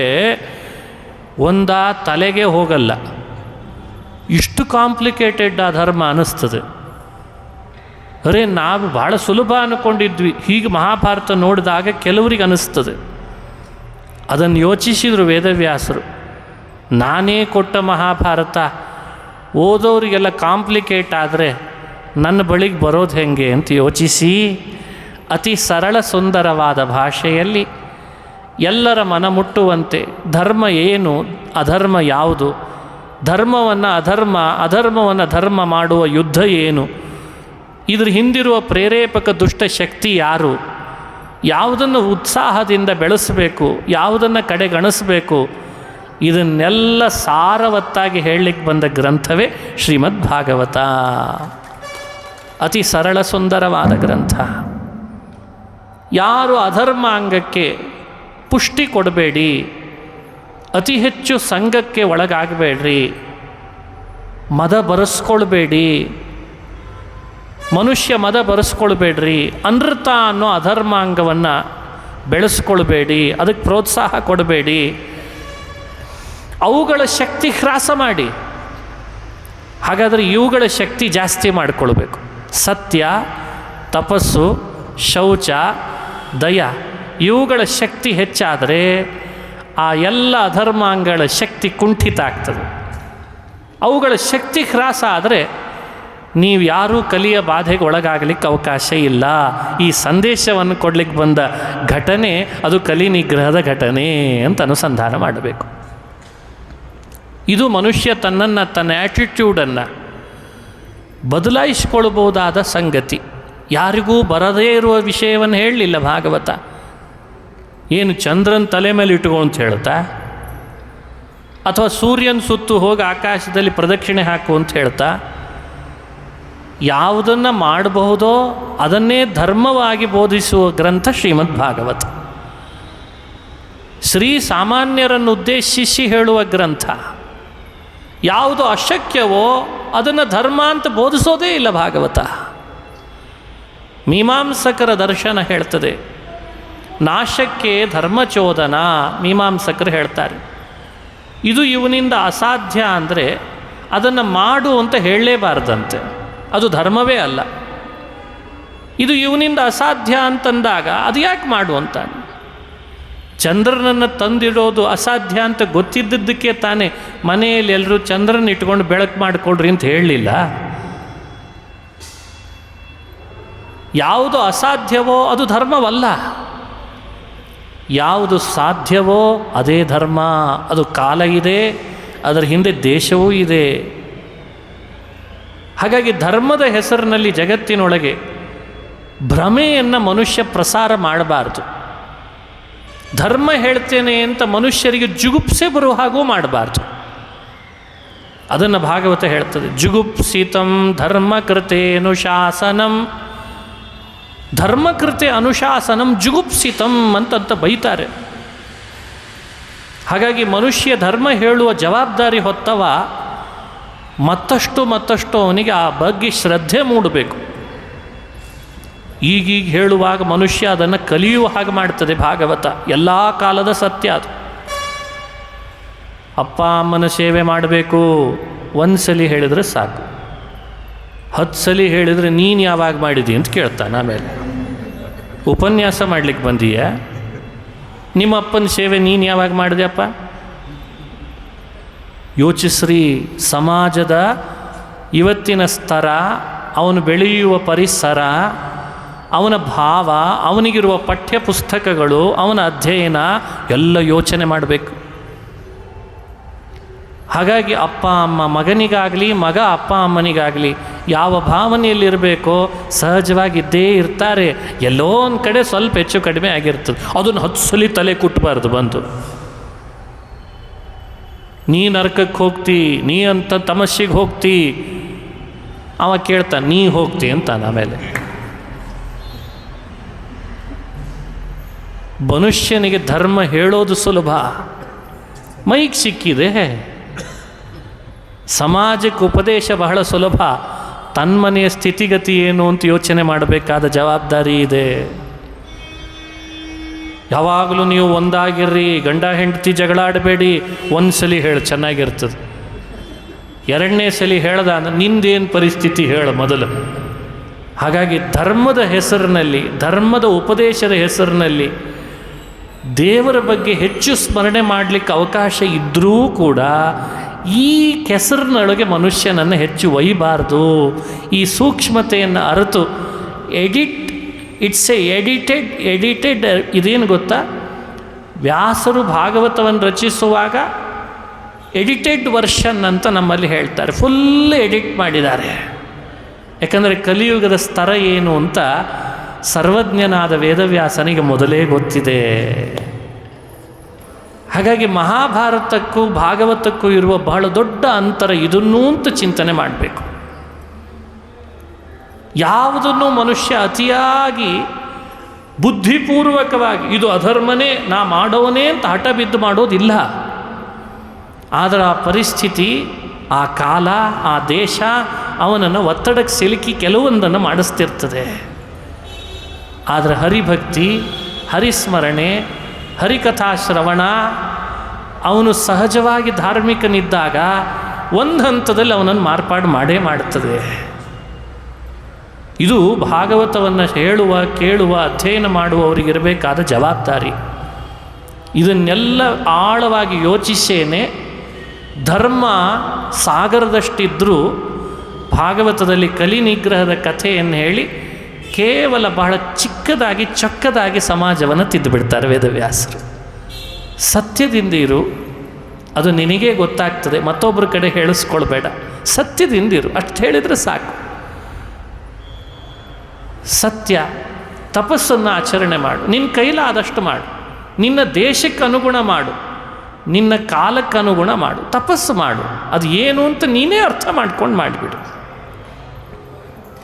ಇನ್ನೊಬ್ಬರಿಗೆ ಹಿಂಸೆ ಕೊಡೋ ಹಾಗೆ ಮಾಡಬೇಡ. ಶೌಚದಿಂದಿರು. ಶೌಚದ ವ್ಯಾಖ್ಯೆಯನ್ನು ಹೆಚ್ಚು ಮಾಡಲಿಲ್ಲ ವೇದವ್ಯಾಸರು. ಸ್ವಲ್ಪ 11ನೇ ಸ್ಕಂದದಲ್ಲಿ ಭಾಳ ಸ್ವಲ್ಪ ಮಾಡುತ್ತಾರೆ, ಚಿಕ್ಕದಾಗಿ ಮಾಡ್ತಾರೆ, ಯಾರ ಮನಸ್ಸಿಗೆ ನೋವಾಗದಂತೆ ಮಾಡ್ತಾರೆ. ಎಷ್ಟು ಚಿಕ್ಕದಾಗಿ ಮಾಡ್ತಾರೆ, ಚಿಕ್ಕ ಶ್ಲೋಕ. 1,00,000 ಶ್ಲೋಕ ಮಹಾಭಾರತ ಬರೆದ ವೇದವ್ಯಾಸರಿಗೆ ಅಧ್ಯಾಯಗಟ್ಟಲೆ ಶೌಚದ ಬಗ್ಗೆ ಆ ಮಹಾಭಾರತದಲ್ಲಿ ಭೀಷ್ಮರ ಸಂವಾದದಲ್ಲಿ ವಿಸ್ತಾರ ಮಾಡೋ ವೇದವ್ಯಾಸರಿಗೆ ಶೌಚದ ಬಗ್ಗೆ ಗೊತ್ತಿಲ್ಲ ಅಂತ ಬರೀಲಿಲ್ಲ ಅಂತ ಭಾವಿಸಬೇಡಿ. ಕಲಿಯುಗದ ಜನರಿಗೆ ಇಟ್ಟು ಸಾಕು ಅಂತ ಬರೆದಿದ್ದಾರೆ ಅಂತ ಅರ್ಥ. ಇದನ್ನು ಅರ್ಥೈಸ್ಕೊಳ್ತಾ ಇಲ್ಲ ನಾವು. ಹಾಗಾಗಿ ದಯೆ, ವ್ಯಾಸರಿಗೆ ಗೊತ್ತು ಕಲಿಯುಗದಲ್ಲಿ ದಯೆ ಎಷ್ಟು ತೋರಬಲ್ಲ, ಅದು ಅವನಿಗೇ ಗೊತ್ತು, ಅದನ್ನು ಅವನು ಮಾಡಿದರೆ ಸಾಕು ಅಂತಂತಾರೆ. ಈ ಅರ್ಥದಲ್ಲಿ ಬಹಳ ವಿಶಾಲ ದೃಷ್ಟಿಯಿಂದ ಕಲಿ ನಿಗ್ರಹದ ಕಥೆ ನಮ್ಮನ್ನೆಲ್ಲ ತಿದ್ದುಪಡಿ ಮಾಡಲಿಕ್ಕೆ ಬಂದ ಕಥೆ ಅಂತ ನಾವು ಭಾವಿಸಬೇಕು. ಪರೀಕ್ಷಿತ್ ರಾಜ ಇಂಥ ಕಲಿಯನ್ನು ಕೊಲ್ತೇನೆ ಅಂದರೆ ಆತ ಶರಣು ಬಂದಾಗ ಕೊಲ್ಲಬಾರ್ದು, ಶತ್ರುವು ಶರಣಾಗತನಾದಾಗ ಕೊಲ್ಲಬಾರ್ದು ಅಂತ ಕ್ಷತ್ರಿಯರಿಗೆ ಧರ್ಮ. ಭಯ ಬಂದು ಶರಣಾಗತನನ್ನು ಕೊಂದ ಅಂದರೆ ಅಪಕೀರ್ತಿ ಬರ್ತದೆ ಪರೀಕ್ಷಿತ್ ರಾಜನಿಗೆ. ಅರೇ, ಶರಣು ಬಂದವನು ತಲೆ ಕತ್ತರಿಸಿಬಿಟ್ಟೆಲ್ಲೋ ಪರೀಕ್ಷಿತ ಅಂತ. ಈ ಧರ್ಮ ಸೂಕ್ಷ್ಮ ಅರ್ಥದ್ದಕ್ಕೆ ಕಲಿಯನ್ನು ಉಳಿಸಿದ. ಸಹಜ ಪ್ರಶ್ನೆ, ಏನೇ ಆಗಲಿ ಕೊಂದಿದ್ರೆ ಎಷ್ಟು ಚೆನ್ನಾಗಿರ್ತಿತ್ತು ಅಂತ. ಅದಕ್ಕೂ ಉತ್ತರ ಭಾಗವತದಲ್ಲಿ ಹೇಳ್ತಾರೆ ಹಿರಿಯರು. ಮುಂದೆ ನಾವೆಲ್ಲ ಧರ್ಮ ಮಾಡಲಿಕ್ಕೆ ಅನುಕೂಲ ಆಗಲಿ ಅಂತ ಅಂದು ಕಲಿಯನ್ನು ಉಳಿಸಿದ ಅಂತ ಹೇಳ್ತಾರೆ. ಅರ್ಥಶಾಸ್ತ್ರ ಒಂದು ವಿಷಯವನ್ನು ಪ್ರಸ್ತಾಪ ಮಾಡ್ತದೆ. ಅರ್ಥಶಾಸ್ತ್ರ ಮಾಡೋ ಪ್ರಸ್ತಾಪ ಬಹಳ ವಿಶೇಷ ಏನು, ವಸ್ತುಗಳಿಗೆ ಮೌಲ್ಯ ಜಾಸ್ತಿ ಯಾವಾಗ ಆಗ್ತದೆ ಅಂತ. ಈ ವಸ್ತು, ಈ ಪ್ರಾಡಕ್ಟಿಗೆ ಮೌಲ್ಯ ಯಾವಾಗ ಜಾಸ್ತಿ ಆಗ್ತದೆ, ಇದಕ್ಕೆ ಯಾವಾಗ ಜಾಸ್ತಿ, ಬಹಳ ಸುಲಭ. ಅದರದ್ದು ಬೇಡಿಕೆ ಹೆಚ್ಚಿರಬೇಕು, ಪ್ರೊಡಕ್ಷನ್ ಕಡಿಮೆ ಇರಬೇಕು. ಪ್ರೊಡಕ್ಷನ್ ಕಡಿಮೆ ಇದ್ದು ಬೇಡಿಕೆ ಜಾಸ್ತಿ ಆದರೆ ಪ್ರಾಡಕ್ಟಿಗೆ ಮೌಲ್ಯ ಜಾಸ್ತಿ. ಇದು ಸಾಮಾನ್ಯ ತಿಳುವಳಿಕೆ, ಮೊದಲನೇ ಹಂತ ಅರ್ಥಶಾಸ್ತ್ರದಲ್ಲಿ. ಭಗವಂತ ಎಷ್ಟು ಯೋಚನೆ ಮಾಡ್ತಾನೆ ಸಜ್ಜನರ ಬಗ್ಗೆ. ಕಲಿಯುಗ ಯಾಕೆ ಭಗವಂತ ಪರೀಕ್ಷಿತನ ಮೂಲಕ ಮುಂದುವರಿಸಿದ ಅನ್ನಲಿಕ್ಕೆ ಕಾರಣ ಕೊಡ್ತಾರೆ. ಬೇರೆ ಏನಲ್ಲ, ಕೃತಯುಗದ ಸಜ್ಜನರೆಲ್ಲ ಕಲಿಯುಗದಲ್ಲಿ ಹುಟ್ಟಿರ್ತಾರಂತೆ ಬೇಡಿ. ಯಾಕೆ? ಕೃತಯುಗದೊಳಗೆ 100 ಯಜ್ಞ ಯಾಗಗಳನ್ನು ಮಾಡಿದರೂ ಆವಾಗ ಬೇಡಿಕೆ ಜಾಸ್ತಿ ಇಲ್ಲ, ಪ್ರೊಡಕ್ಷನ್ ಜಾಸ್ತಿ ಆದ್ದರಿಂದ ಮೌಲ್ಯ ಕಡಿಮೆ ಇರ್ತದಂತೆ. ಎಲ್ಲ ಕಡೆ ಜಾಸ್ತಿ ಪ್ರೊಡಕ್ಷನ್ ಇದೆ ಧರ್ಮದ್ದು, ಮನೆಗಳಲ್ಲಿ ಧರ್ಮ, ಮೌಲ್ಯ ಅಷ್ಟೇ. ಕಲಿಯುಗಕ್ಕೆ ಬಂದಾಗ ಇಲ್ಲಿ ಧರ್ಮದ ಪ್ರೊಡಕ್ಷನ್ ಕಡಿಮೆ, ಸ್ವಲ್ಪ, ಆದರೆ ಅದರದ್ದು ಬೇಡಿಕೆ ಜಾಸ್ತಿ. ಅದಕ್ಕೆ ದೇವರು ಮೌಲ್ಯ ಜಾಸ್ತಿ ಕೊಡ್ತಾನಂತೆ. ಈ ಅರ್ಥದಲ್ಲಿ ಕೃತಯುಗದ ಸಜ್ಜನರು ನಮ್ಮನ್ನು ಕಲಿಯುಗದಲ್ಲಿ ಹುಟ್ಟಿಸು ಅಂತ ಕೇಳ್ತಾರಂತೆ. 100 ಯಾಗ ಮಾಡಿ ಪಡೆಯಬಹುದಾದ ಪುಣ್ಯವನ್ನು ಒಂದು ನಮಸ್ಕಾರ ಮಾಡಿದರೆ ಪಡೀಬಹುದು ಕಲಿಯುಗದಲ್ಲಿ ಅಂದಾಗ, ಕಲಿಯುಗ ಬೇಕಾ ಕೃತಯುಗ ಬೇಕಾ? ಯಜ್ಞೈ ಸಂಕೀರ್ತನ ಪ್ರಾಯೈ ಯಜಂತಿ ಸುಮೇಧಸಃ. ಯಜ್ಞೈ ಸಂಕೀರ್ತನ ಪ್ರಾಯೈ. ಕಲಿಯುಗದಲ್ಲಿ ಯಜ್ಞ ಮಾಡಿ ಪುಣ್ಯ ಗಳಿಸಬೇಕಾಗಿಲ್ಲ. ಯಜ್ಞ ಮಾಡಿದ್ರಿಂದ ಗಳಿಸಬಹುದಾದ ಪುಣ್ಯ ದೇವರ ಸಂಕೀರ್ತನ ಮಾಡಿದರೆ ಬರ್ತದಂತೆ. ಈ ಯುಕ್ತಿಯನ್ನು ಚೆನ್ನಾಗಿ ಬಳಸ್ತಾರೆ ಇಲ್ಲಿ. ಈ ವಿಚಾರ ಮನುಷ್ಯನ ಮನಸ್ಸಿನಲ್ಲಿ ಯಾವಾಗಲೂ ಇರಲಿ. ಹಾಗಾಗಿ ಕಲಿಯುಗದೊಳಗೆ ಭಗವಂತ ಯಜ್ಞ ಮಾಡಲಿಕ್ಕಾಗದಿದ್ದರೆ ಬೇಡ, ಹೋಮ ಹವನಗಳನ್ನು ಮಾಡಲಿಕ್ಕಾಗದಿದ್ದರೆ ಬೇಡ, ನನ್ನ ಕೀರ್ತನೆ ಮಾಡು ಸಾಕು ಅಂತಾನೆ. ನನ್ನ ಕೀರ್ತನೆ ಮಾಡು, ನನ್ನ ನಾಮ ಹೇಳು, ನನ್ನ ಭಜನೆ ಮಾಡು. ಆಗ ಮಾಡಿ ಯಜ್ಞ ಯಾಗಗಳಿಂದ ಗಳಿಸಿದ ಪುಣ್ಯ ಎಲ್ಲ ನನ್ನ ಕೀರ್ತನದಿಂದಲೇ ಪಡೆದು ಬಿಡ್ತಿ ಅಂತ ಹೇಳ್ತಾನೆ. ಇದು ಭಾಗವತ. ಇದಲ್ಲವೇ ಎಡಿಟಿಂಗ್ ವರ್ಕ್ ಅಂತ ಕರೀತಾರೆ. ಅದಕ್ಕೆ ಹೇಳಿದೆ, ಯಾಕೆ ಸಮಯ ವ್ಯರ್ಥ ಮಾಡ್ತೀಯ? ಯಾಕೆ ದೇಹದೊಳಗೆ ಅಷ್ಟು ಶ್ರಮ ಪಡ್ತೀಯ? ಕುಳಿತಲ್ಲೇ ಮಾಡು, ಕುಳಿತಲ್ಲೇ ಮಾಡು. ಎಲ್ಲಿ ಕುಳಿತಿದ್ದೀಯ ಅಲ್ಲೇ ಮಾಡು. ಅಷ್ಟು ಪುಣ್ಯ ಹೀಗೆ ಬರ್ತದೆ. ಮನುಷ್ಯನಿಗೆ ಅತಿ ಹೆಚ್ಚು ಸಂಪಾದಿಸಬೇಕು ಅನ್ನೋ ಹಂಬಲ ಇದ್ದಾಗ ಎಲ್ಲಿ ಹೆಚ್ಚು ಶೇಕಡ ಬಡ್ಡಿ ಜಾಸ್ತಿ ಇರ್ತದೆ ಅಲ್ಲೇ ಇನ್ವೆಸ್ಟ್ಮೆಂಟ್ ಮಾಡ್ತಾನಲ್ವೇ ಬುದ್ಧಿವಂತ.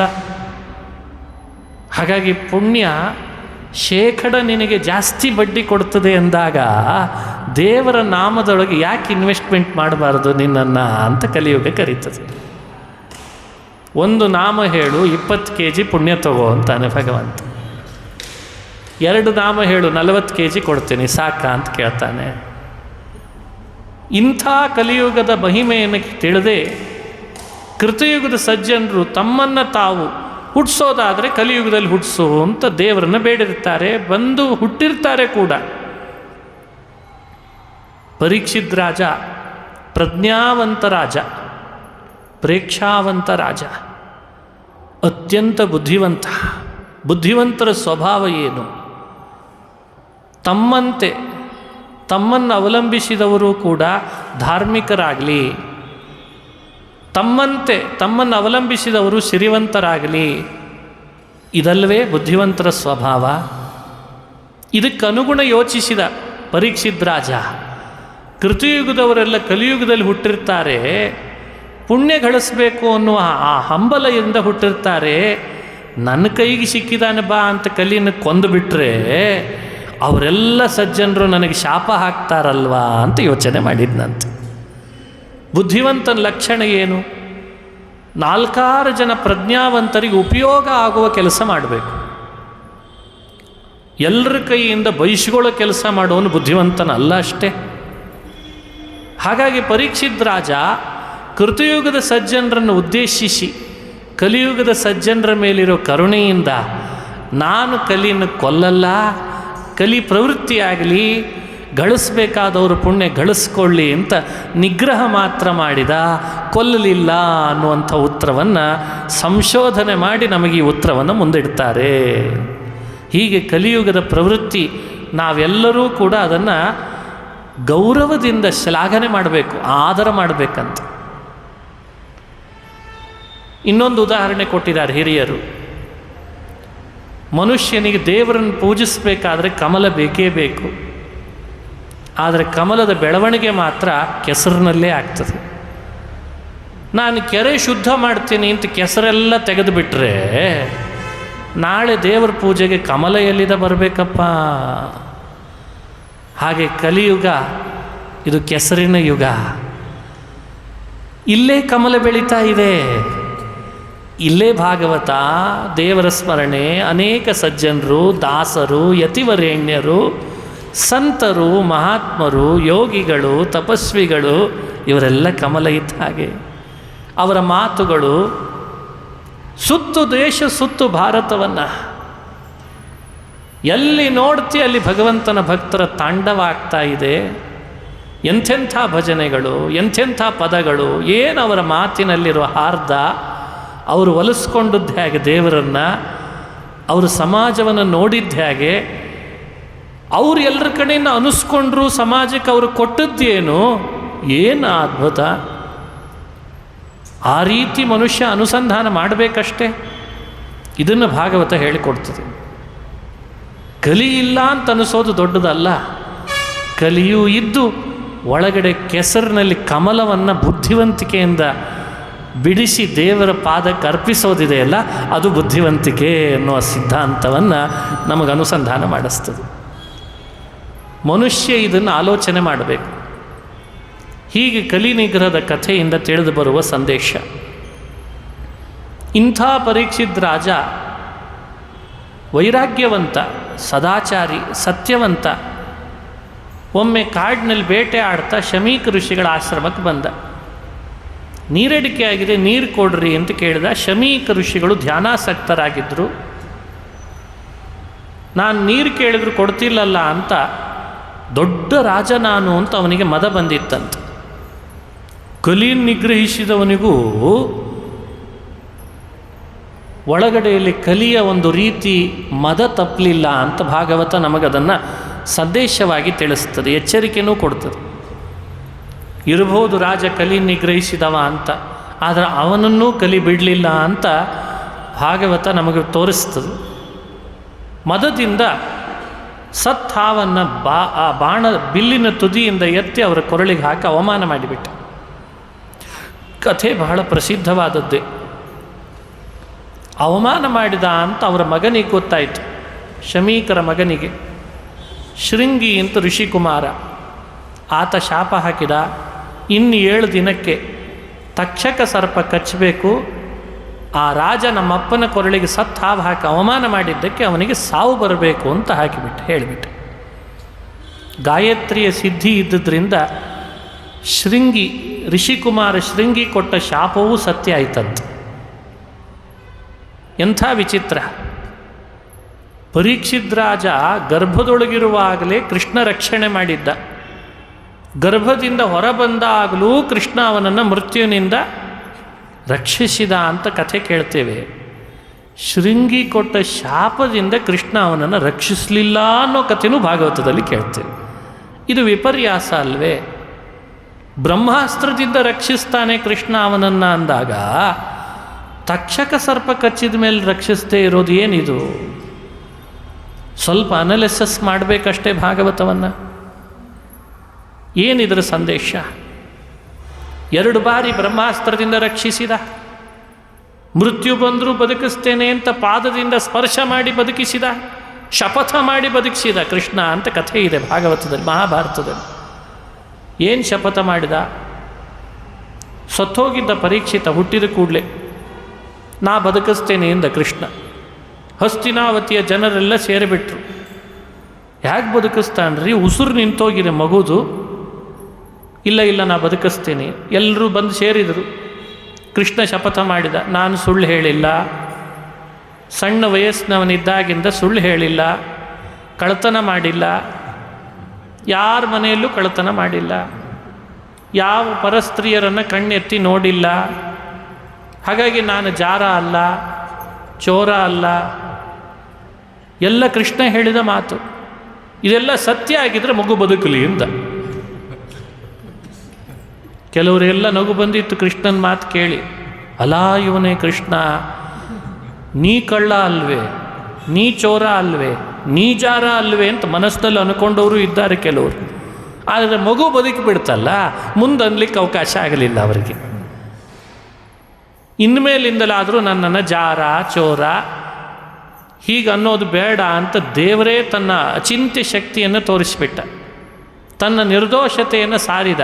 ಪರೀಕ್ಷಿತ್ ರಾಜನ ಬದುಕು ಭಗವಂತನ ನಿರ್ದೋಷತೆ. ಈ ಅಪೂರ್ವ ಘಟನೆಯನ್ನು ಇತಿಹಾಸದಲ್ಲಿ ನಾವು ಕೇಳ್ತೇವೆ. ಆದರೆ ತಕ್ಷಕ ಸರ್ಪ ಕಚ್ಚಿದ ಮೇಲೆ ಕೃಷ್ಣ ಬದುಕಿಸಲಿಲ್ಲ. ಅಲ್ಲೇ ವೇದವ್ಯಾಸ ರೂಪದಿಂದ, ಪರಶುರಾಮ ರೂಪದಿಂದ ಭಾಗವತ ಶ್ರವಣ ಮಾಡಲಿಕ್ಕೆ ಅಂತ ಶುಕಾಚಾರ್ಯರು ಹೇಳೋ ಭಾಗವತದ ಜ್ಞಾನ ಸತ್ರದಲ್ಲಿ ಪಾಲ್ಗೊಂಡಿದ್ದಾನೆ ಸ್ವಯಂ ಭಗವಂತ. ಬದುಕಿಸ್ಬೇಕಷ್ಟೆ. ಏನದರ ಸಂದೇಶ? ಹಿರಿಯರು ಹೇಳ್ತಾರೆ, ಮೊದಲು 2 ಬಾರಿ ಬದುಕಿಸಿದ್ದು ನಾನೇ, ಬ್ರಹ್ಮಾಸ್ತ್ರದಿಂದ ರಕ್ಷಿಸಿದ್ದು ನಾನೇ. ಆಮೇಲೆ ತಕ್ಷಕ ಕಚ್ಚಿದ ಮೇಲೆ ಯಾಕೆ ಬದುಕಿಸ್ಲಿಲ್ಲ ಅಂದರೆ ಭಾಗವತ ಕೇಳಿ ಆಗಿತ್ತಲ್ಲ, ಬೇಡ ಅಂತ ಬದುಕಿಸ್ಲಿಲ್ಲ ಅಂತಂತಾರೆ. ಮೊದಲು 2 ಬಾರಿ ಬದುಕಿಸಿದಾಗ ಇನ್ನೂ ಭಾಗವತ ಕೇಳಿರಲಿಲ್ಲ, ಮುಂದೆ ಕೇಳ್ತಾನೆ ಅಂತ ಬದುಕಿಸಿದೆ. ತಕ್ಷಕ ಕಚ್ಚಿದ ಮೇಲೆ ಭಾಗವತ ಕೇಳಿದ ಮೇಲೆ ನನ್ನ ಬಳಿಗೆ ಬರಬೇಕು ಅಂತಿದೆ, ಮತ್ತು ಅವನನ್ನು ಬದುಕಿಸಿದರೆ ಸಂಸಾರದಲ್ಲಿ ಗೋಳಾಡ್ತಾನಲ್ಲ, ಯಾಕೆ ಅಂತ ಬದುಕಿಸ್ಲಿಲ್ಲ ಅಂತಂತಾರೆ. ಅಂದರೆ ಭಗವಂತನ ದೂರದೃಷ್ಟಿ. ಅವನು ಮೃತ್ಯು ಕೊಡ್ತಾನೆ ಅಂದರೆ ಅದರ ಹಿನ್ನೆಲೆಯಲ್ಲಿ ಭಕ್ತನಿಗೊಂದು ಅನುಗ್ರಹ ಮಾಡಿದ್ದಾನೆ ಅಂತ ಅರ್ಥ. ಅವನು ಬದುಕಿಸಿದಾನೆ ಅಂದರೆ ಅದರ ಹಿನ್ನೆಲೆಯಲ್ಲಿ ಭಕ್ತನಿಂದ ಏನೋ ದೇವರು ಬಯಸಿದಾನೆ ಸಾಧನೆಯನ್ನು ಅಂತ ಅರ್ಥ. ಈ ಸಂದೇಶಗಳು ಮನುಷ್ಯನ ಮೇಲೆ ಪರಿಣಾಮ ಬೀರ್ತವೆ. ವಯಸ್ಸು ಬಹಳ ಆಗಿರಬಹುದು, ಕುಟುಂಬದಲ್ಲಿ ಕಲಹಗಳು ಬಹಳ ಅನುಭವಿಸಿರ್ಬೋದು, ಆರ್ಥಿಕ ಬಡತನ ಇರಬಹುದು, ಸಮಾಜದಲ್ಲಿ ಅವಮಾನ ಅನುಭವಿಸಿರ್ಬೋದು. ಆದರೂ ದೇವರು ನಮ್ಮನ್ನು ಬದುಕಿಸಿದಾನೆ ಅಂದರೆ ಸಮ್ ರೀಸನ್ ಈಸ್ ದೇರ್, ಏನೋ ಒಂದು ಕಾರಣ ಇದೆ. ಯಾವುದೋ ತೀರ್ಥವೋ, ಕ್ಷೇತ್ರವೋ, ಸಜ್ಜನರ ಸಹವಾಸವೋ, ಪುರಾಣಗಳ ಶ್ರವಣವೋ, ಪದಪದ್ಯಗಳ ಸುಳಾದಿಯೋ, ಭಜನೆಯೋ, ವ್ರತವೋ, ಉಪವಾಸವೋ ಇನ್ನೂ ನಮ್ಮಿಂದ ನಡಿಲಿಕ್ಕಿದೆ ಅಂತರ್ಥ. ಇದಕ್ಕಿಂತ ಬೇರೆ ಏನು ಕಾರಣ ಹುಡುಕಲಿಕ್ಕೆ ಸಾಧ್ಯ? ಮನುಷ್ಯ ಅರ್ಥೈಸ್ಕೊಳ್ಬೇಕು ಭಾಗವತವನ್ನು. ಕ್ಷಣ ಕ್ಷಣಕ್ಕೆ ಅನುಭವಕ್ಕೆ ಬರುವಂಥ ಘಟನೆಗಳು. ರೋಗದಿಂದ ಬಳಲ್ತಿದ್ದಾನೆ, ಆದರೆ ಬದುಕಿಸಿದ್ದಾನೆ. ಕೈ ಕೊಡಲಿಲ್ಲ, ಆದರೆ ಬದುಕಿಸಿದ್ದಾನೆ. ಕಣ್ಣು ಕೊಟ್ಟಿದ್ದಾನೆ, ಸ್ವಲ್ಪೇ ದಿವಸಕ್ಕೆ ಮಂಜು ಮಾಡಿ ತೆಗೆದು ಬಿಟ್ಟಿದ್ದಾನೆ, ಆದರೂ ಬದುಕಿಸಿದ್ದಾನೆ. ಕಾಲು ಕೊಟ್ಟಿದ್ದಾನೆ, ಕೈ ಕೊಡಲಿಲ್ಲ. ಒಬ್ಬನಿಗೆ ಕೈ ಕೊಟ್ಟಿದ್ದಾನೆ, ಕಾಲು ಕೊಡಲಿಲ್ಲ, ಆದರೂ ಬದುಕಿಸಿದ್ದಾನೆ. ಯಾಕೆ ಬದುಕಿಸ್ತಿದ್ದಾನೆ ಇವರನ್ನೆಲ್ಲ? ಯಾಕೆ ಬದುಕಿಸ್ತಿದ್ದಾನೆ ದೇವರು? ಇಷ್ಟು ಶಕ್ತಿ ದೇವರಲ್ಲಿದ್ದು ಆಗಲು ಇಂಥವ್ರನ್ನೂ ಬದುಕಿಸಿ ಅವರನ್ನು ನೋಡಿದವರಿಗೆ ಅನುಕಂಪ ಬರ್ತಾ ಇದೆ, ಆದರೆ ಅವರನ್ನು ಬದುಕಿಸಿದ್ದಾನೆ ಭಗವಂತ. ದೇವರೇನೋ ನಿರೀಕ್ಷೆ ಮಾಡ್ತಿದ್ದಾನೆ ಅವರಿಂದ. ನನ್ನ ನಾಮ, ನನ್ನ ಭಜನೆ, ನನ್ನ ಸ್ತೋತ್ರ, ನನ್ನಿಂದ ಆಗಬೇಕಾದದ್ದನ್ನು ನಾನು ಮಾಡಿಸ್ಕೊಳ್ತೇನೆ ಅಂತಾನೆ ಭಗವಂತ. ಯಾವ ದೇಶದಲ್ಲೇ ಇರಲಿ, ಯಾವ ಕಾಲದಲ್ಲೇ ಇರಲಿ, ಆ ಆಸ್ತಿಕ ಭಕ್ತನನ್ನು ತನ್ನೆಡೆಗೆ ಸೆಳಿಲಿಕ್ಕೆ ಏನು ಬೇಕೋ ಎಲ್ಲ ಮಾಡ್ತೀನಿ. ಅದು ಮುಗೀತು ಅಂದರೆ ಒಂದು ಕ್ಷಣ ಅವನನ್ನೇನು ಭೂಮಿ ಮೇಲೆ ನಾನು ಇರಿಸಲ್ಲ. ಅದು ತಕ್ಷಕನ್ನಾದರೂ ಕಳಿಸ್ತೀನಿ, ಯಮದೇವರನ್ನಾದರೂ ಕಳಿಸ್ತೀನಿ, ಆದರೆ ಅವ ಮಾಡಬೇಕಾದದ್ದನ್ನು ಮಾಡಲೇಬೇಕು ಅಂತ ಭಗವಂತ ಇಚ್ಛೆ ಪಡ್ತಾನಂತೆ. ಯದರ್ಥಮೇವ ಜಾಯತೆ, ಭಗವತ್ಪಾದರು ಕೊಡುವ ನಿರ್ಣಯ. ಮನುಷ್ಯ ಭೂಮಿಗೆ ಬರುವಾಗ ನಿಗದಿತವಾಗಿ ಇಂತಿಷ್ಟು ಅವನಿಂದ ನಡಿಲೇಬೇಕು ಅಂತ ಸಂಕಲ್ಪ ಮಾಡೇ ಕಳಿಸಿರ್ತಾನಂತೆ. ಇವತ್ತಿನ ಭಾಷೆಯಲ್ಲಿ ಇದನ್ನು ಟಾರ್ಗೆಟ್ ಅಂತ ಕರೀತಿದ್ದಾರೆ. ಒಂದು ಕಂಪ್ನಿಯಲ್ಲಿ ಜಾಯ್ನ್ ಆದವನು ಇಂತಿಷ್ಟು ಗಂಟೆಗಳಲ್ಲಿ ಆ ಟಾರ್ಗೆಟನ್ನು ಪೂರ್ಣಗೊಳಿಸದೆ ಹೋದರೆ ಇನ್ಕ್ರಿಮೆಂಟ್ ಇಲ್ಲ ಅಂತ ಹೇಳ್ತದೆ ಕಂಪ್ನಿ. ಅಂದರೆ ಭಗವಂತ ಅಂತಾನೆ, ಈ ಪ್ರಪಂಚವೇ ಒಂದು ಕಂಪ್ನಿ. ವಿತೌಟ್ ಇಂಟರ್ವ್ಯೂ ನಿನ್ನನ್ನು ಮನುಷ್ಯ ದೇಹದಲ್ಲಿ ಅಪಾಯಿಂಟ್ ಮಾಡಿದ್ದೇನೆ. ಇಲ್ಲಿ ನಡೆಸಬೇಕಾದ ಕರ್ತವ್ಯಗಳನ್ನು ನೀನು ನಡೆಸಲೇಬೇಕು. ಅದು ಸಾಮಾಜಿಕ ಬದ್ಧತೆಯಿಂದಲಾದರೂ ನಡೆಸು, ಕೌಟುಂಬಿಕ ಬದ್ಧತೆಯಿಂದಲಾದರೂ ನಡೆಸು, ಅಥವಾ ನನ್ನ ಪೂಜಾರೂಪವಾಗಿ ಧಾರ್ಮಿಕ ಬದ್ಧತೆ ಅಂತಾದರೂ ನಡೆಸಲೇಬೇಕು. ಅದನ್ನು ನಡೆಸುವಾಗ ಏರಿಳಿತ ಆಗಲಿ ಪರವಾಗಿಲ್ಲ, ನಾನು ಅದರ ನ್ಯೂನತೆಯನ್ನು ನಮ್ಮನ್ನು ಭರಿಸ್ತೀನಿ, ನಾನು ನೋಡ್ಕೊಳ್ತೀನಿ, ಸರಿಪಡಿಸ್ತೀನಿ. ನ್ಯೂನಂ ಸಂಪೂರ್ಣತಾಂ ಯಾತಿ ಸದ್ಯೋ ಒಂದೇ ತಮಚ್ಯುತಮ, ಅದನ್ನು ನಾನು ನೋಡ್ಕೊಳ್ತೀನಿ. ಆದರೆ ನೀನು ಭೂಮಿಯಲ್ಲಿ ಬಂದಾಗಿದೆ, ನೀನು ನಿಭಾಯಿಸಲೇಬೇಕದನ್ನು. ಮಧ್ಯದಲ್ಲಿ ಬಿಟ್ಟು ಬರ್ತೇನೆ ಅಂದರೆ ನಾನು ಬಿಡಲ್ಲ ಅಂತಾನೆ ದೇವರು. ನಾನು ಬಿಡಲ್ಲ. ನೀ ಬಿಡ್ಬೋದು, ನಾನು ಬಿಡಲ್ಲ. ಬದ್ಧತೆಗೊಳಪಡಬೇಕು. ಹೀಗೆ ದೇವರು ನನ್ನನ್ನು ಬದ್ಧತೆಗೆ ಒಳಪಡಿಸಿದಾನೆ ಅಂತ ನಿನಗೆ ಎಚ್ಚರ ಬರಬೇಕು. ಈ ಎಚ್ಚರದಲ್ಲಿ ನೀನು ಬದುಕು ನಡೆಸಬೇಕು. ಆಗ ನಾನು ನಿನ್ನನ್ನು ಅನುಗ್ರಹಿಸ್ತೇನೆ. ಇದಲ್ಲವೇ ಭಗವಂತನ ನಿಯಮ.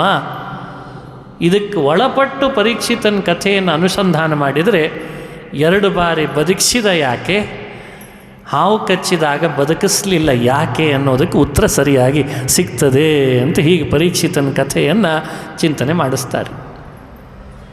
ಅವನಿಗೆ ಶಾಪ ಬಂದ ಮೇಲೆ ಆತ ಪಶ್ಚಾತ್ತಾಪ ಪಟ್ಟ. ಅವನು ಭೀಷ್ಮರಂತೆ ಪಶ್ಚಾತ್ತಾಪ ಪಟ್ಟಿದ್ದಾನೆ. ತಪ್ಪಾಗಿದೆ ನಂದು, ದೊಡ್ಡವರಿಗೆ ನಾನು ಮಾಡಬಾರ್ದಾಗಿತ್ತು ಅಪರಾಧ. ಧ್ಯಾನಾಸಕ್ತರಾಗಿದ್ದರು, ದೇವರನ್ನು ಧ್ಯಾನ ಮಾಡೋರಿಗೆ ಅವಮಾನ ಮಾಡಿದರೆ ದೇವರಿಗೆ ಮಾಡಿದ ಹಾಗಲ್ವೇ? ಇದಕ್ಕೇನು ನಾನು ಮಾಡಿಕೊಳ್ಬೇಕಾದ ಪ್ರಾಯಶ್ಚಿತ್ತ?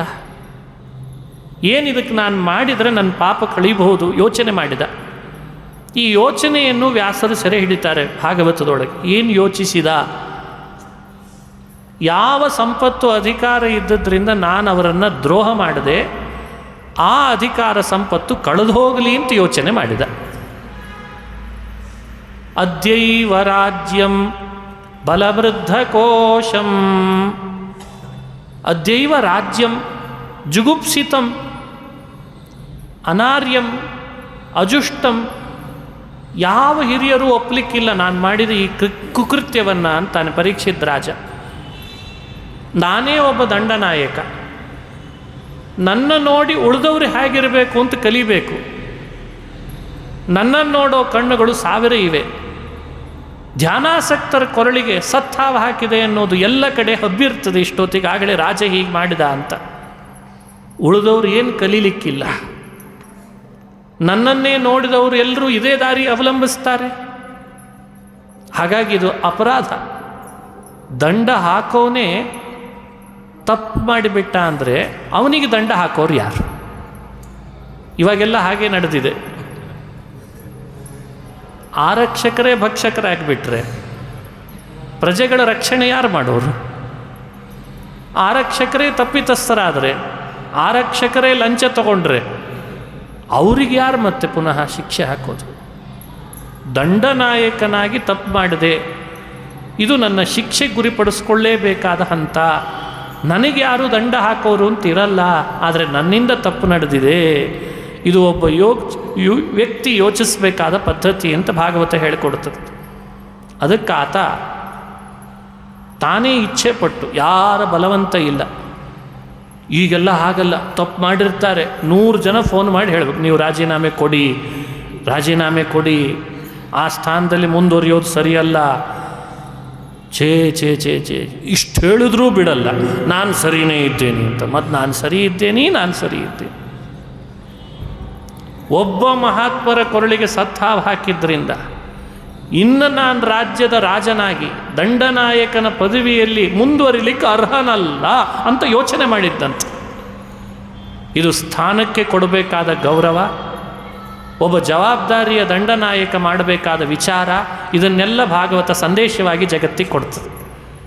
ತಪ್ಪು ಮಾಡೋದು, ಮಾಡಿದ್ದನ್ನು ಸಮರ್ಥಿಸೋದು, ಇನ್ನೊಬ್ಬರು ಹೇಳಲಿಕ್ಕೆ ಬಂದರೆ ಅವರನ್ನು ತಿರಸ್ಕರಿಸೋದು, ಸ್ಥಾನದ ಅಹಂಕಾರದಿಂದ, ದರ್ಪದಿಂದ, ಅದರ ಮೇಲಿರೋ ಅಭಿಲಾಷೆಯಿಂದ ತಾನೂ ಕೆಟ್ಟು ಸ್ಥಾನವನ್ನೂ ಕೆಡಿಸಿ ಅದನ್ನು ಅವಲಂಬಿಸಿದ ಸುತ್ತಲೂ ಇರುವವರಿಗೂ ತಪ್ಪಾಗಿ ಸಂದೇಶವನ್ನು ರವಾನೆ ಮಾಡಿಸಿ ರಾಜ್ಯದ ರಾಜಕಾರಣವನ್ನು ನಾಶ ಮಾಡೋದೆಲ್ಲಿ?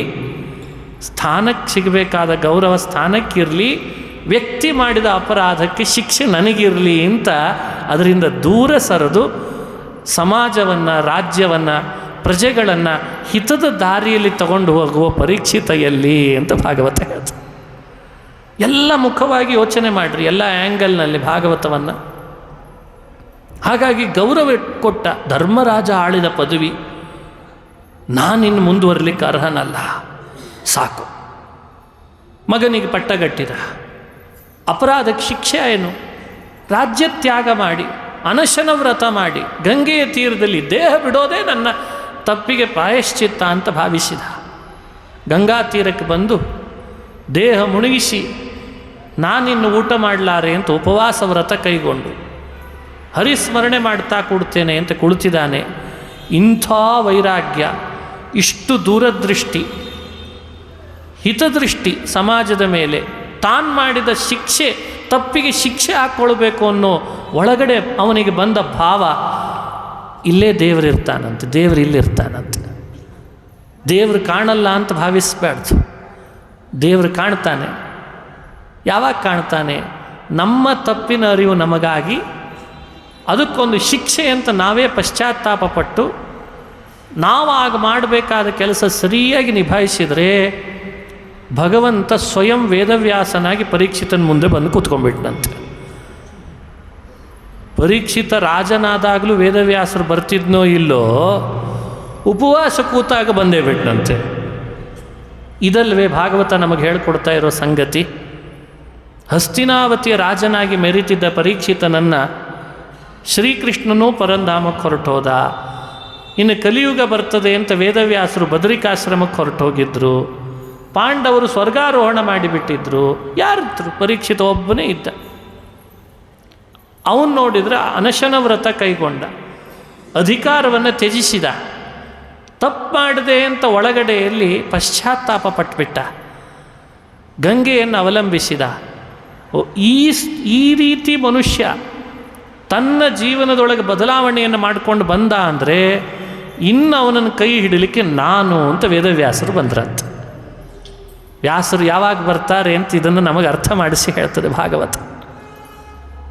ಸಹಜವಾದ ವ್ಯವಸ್ಥೆಯನ್ನು ಅಸಹಜಗೊಳಿಸಬಾರ್ದು. ತಪ್ಪಾದಾಗ ತಪ್ಪು ಅಂತ ಒಪ್ಕೊಳ್ಬೇಕು. ದೇವರದನ್ನು ಕ್ಷಮಿಸ್ತಾನೆ, ಅದಕ್ಕೆ ತಕ್ಕ ಅನುಗ್ರಹ ಮಾಡ್ತಾನೆ ಅಂತ ಭಾಗವತ ನಮಗದರ ತಿಳುವಳಿಕೆ ಕೊಡ್ತದೆ. ಪರೀಕ್ಷಿತ್ ರಾಜನ ಬಳಿಗೆ ಬರೀ ಭಗವಂತ ಅಲ್ಲ, ಅತ್ರಿರ್ವಸಿಷ್ಠಶ್ಚ ವನಶರದ್ವಾನ್ ಮೇಧಾತಿಥಿರ್ದೇವಲ ಆರ್ಷ್ಟಿಷೇಣ. ಮೇಧಾತಿಥಿ, ಅತ್ರಿ, ವಸಿಷ್ಠ, ಚವನ, ಶರದ್ವಾನ್, ಭಗವಾನ್ ವ್ಯಾಸ, ನಾರದಶ್ಚ, ಭಗವಾನ್ ವೇದವ್ಯಾಸರು, ಪರಶುರಾಮ, ನಾರದ ಎಲ್ಲರೂ ತಮ್ಮ ಶಿಷ್ಯರ ಸಮೇತರಾಗಿ ಪರೀಕ್ಷಿತನ ಇಡ್ಡೆದಿಗೆ ಬಂದ್ರಂತ. ಕೆಲವರು ತೀರ್ಥಕ್ಷೇತ್ರಗಳ ಪರ್ಯಟನೆ ಮಾಡ್ಕೊಂಡು ಹೊರಟವರು. ವಿಷಯ ಎಲ್ಲ ಕಡೆ ಮುಟ್ತು. ಪರೀಕ್ಷಿತ್ ರಾಜ ಅನಶನ ವ್ರತ ಕೈಗೊಂಡ, ಪಶ್ಚಾತ್ತಾಪ ಪಡ್ತಿದ್ದಾನೆ. ಹಾಗಾದರೆ ನಾವು ನೋಡಬೇಕು ಅಂತ ಬಂದ್ರಂತೆ. ಅವನು ಎಲ್ಲಿದ್ದಾನೆ, ಅವನನ್ನು ಮಾತಾಡಿಸ್ಬೇಕು. ಅವನ ಮನಸ್ಸಿನಲ್ಲಿ ಈಗ ಆಗ್ತಿರೋ ಭಾವ ಆದರೂ ಏನು, ನಾವು ನೋಡಬೇಕೀಗ ಅಂತ ಬಂದ್ರಂತೆ. ನೋಡ್ತಾರೆ, ಅಲ್ಲಿ ಶುಕಾಚಾರ್ಯ ಬಂದಿದ್ದಾರೆ. ಭಾಳ ಆನಂದ ಆಯಿತು. ನಾವು ತೀರ್ಥಕ್ಷೇತ್ರಕ್ಕೆ ಹೊರಟಿದ್ವಿ, ಶುಕಾಚಾರ್ಯ ಬಂದಿದ್ದಾರೆ ಅಂದರೆ ದೇವರ ಕಥೆ ಕೇಳೋ ಭಾಗ್ಯ ಸಿಗ್ತದೆ. ಇಲ್ಲೇ ತೀರ್ಥ, ಇಲ್ಲೇ ಕ್ಷೇತ್ರ, ಇಲ್ಲೇ ಭಗವಂತನ ದರ್ಶನ, ಯಾರಿಗಿದೆ ಈ ಲಾಭ, ಯಾರಿಗಿಲ್ಲ ಅಂತ ಎಲ್ಲರೂ ಅಲ್ಲೇ ಇದ್ದುಬಿಟ್ರಂತೆ. 7 ದಿನಗಳ ಕಾಲ ಶುಕಮುನಿಗಳು ಭಾಗವತ ಶ್ರವಣ ಮಾಡಿಸಿದರು ಪರೀಕ್ಷಿತ್ ರಾಜನಿಗೆ. ವಿಸ್ತಾರವಾದ ಭಗವಂತನ ಮಹಿಮೆಯನ್ನು ಕೇಳ್ತಾ ಎಲ್ಲೂ ಹೋಗದೆ ತಮ್ಮ ಶಿಷ್ಯ ಸಮೇತರಾಗಿ ವಾಸ ಮಾಡಿಬಿಟ್ರಂತೆ. ಮಹಾನುಭಾವರು ಹೇಳ್ತಾರೆ, ಯಾವುದರ ಆಸಕ್ತಿನೂ ಇಲ್ಲದೇ ಇರೋ ಶುಕಾಚಾರ್ಯರಿಗೆ ಭಾಗವತದ ಮೇಲೆ ಯಾಕೆ ಆಸಕ್ತಿ ಅಂತ. ಎಲ್ಲ ಬಿಟ್ಟ ಮೇಲೆ ಇದನ್ನು ಬಿಡಬೇಕೋ ಬೇಡೋ? ಅದಕ್ಕೆ ಹೇಳ್ತಾರೆ, ಉಳಿದೆಲ್ಲದರ ಕಡೆಯಲ್ಲಿ ಶುಕಾಚಾರ್ಯರ ಮನಸ್ಸನ್ನು ಆಕರ್ಷಿಸೋ ಶಕ್ತಿನೇ ಇಲ್ಲಂತೆ. ಆದರೆ ದೇವರ ಗುಣಗಳಲ್ಲಿ ಮಾತ್ರ ಶುಕಾಚಾರ್ಯರಂಥವ್ರನ್ನ ಆಕರ್ಷಿಸೋ ಶಕ್ತಿ ಇದೆ. ಅದಕ್ಕೆ ಭಾಗವತದಲ್ಲಿದ್ದಾರೆ ಅಂತ. ಹರೇರ್ ಗುಣಾಕ್ಷಿಪ್ತ ಮತಿ, ಎಲ್ಲದರ ಆಕರ್ಷಣೆಯನ್ನು ಮೀರಿದವನಿಗೆ ದೇವರ ಗುಣಗಳು ಆಕರ್ಷಣೆ ಮಾಡ್ತಾವಂತೆ. ನಮ್ಮದೆಲ್ಲ ಹಾಗಿಲ್ಲ. ನಾವು ಲೋಕದ ಆಕರ್ಷಣೆಗೆ ಬಲಿಯಾಗಿದ್ದೇವೆ. ಹೀಗಾಗಿ ಭಗವಂತನ ಗುಣಗಳ ಆಕರ್ಷಣೆ ನಮಗಾಗ್ತಾ ಇಲ್ಲ. ಶುಕಮುನಿಗಳು ಎಲ್ಲದರ ಆಕರ್ಷಣೆ ಮೀರಿದವರು. ಆ ಭಗವಂತನ ಗುಣ ಅವರನ್ನು ಆಕರ್ಷಿಸಿತು. ಗುಣಗಳ ಕಥೆಯೇ ಭಾಗವತ, ಅದಕ್ಕೆ ಅವರಿಗೆ ಭಾಗವತ ಆಕರ್ಷಣೆ ಮಾಡಿದೆ ಅಂತ ಹಿರಿಯರು ವ್ಯಾಖ್ಯಾನ ಮಾಡ್ತಾರೆ. ಅವರ ಮುಖದಿಂದ ಬಂದ ಭಾಗವತವನ್ನು ಶ್ರವಣ ಮಾಡಬೇಕು. 2ನೇ ಸ್ಕಂದ ಶ್ರೀಮದ್ ಭಾಗವತದಲ್ಲಿ ಬ್ರಹ್ಮದೇವರ ನಾರದರ ಸಂವಾದ, ವಿರಾಟ್ ರೂಪದ ಧ್ಯಾನ ಪ್ರಾರಂಭದಲ್ಲಿ, ವರಾಹಾವತಾರದ ವಿಶೇಷತೆ, ಇದನ್ನೆಲ್ಲ ವಿವರಣೆ ಮಾಡ್ತಾರೆ. ಸಮಯ ಮಾಡ್ಬೋದಲ್ಲ?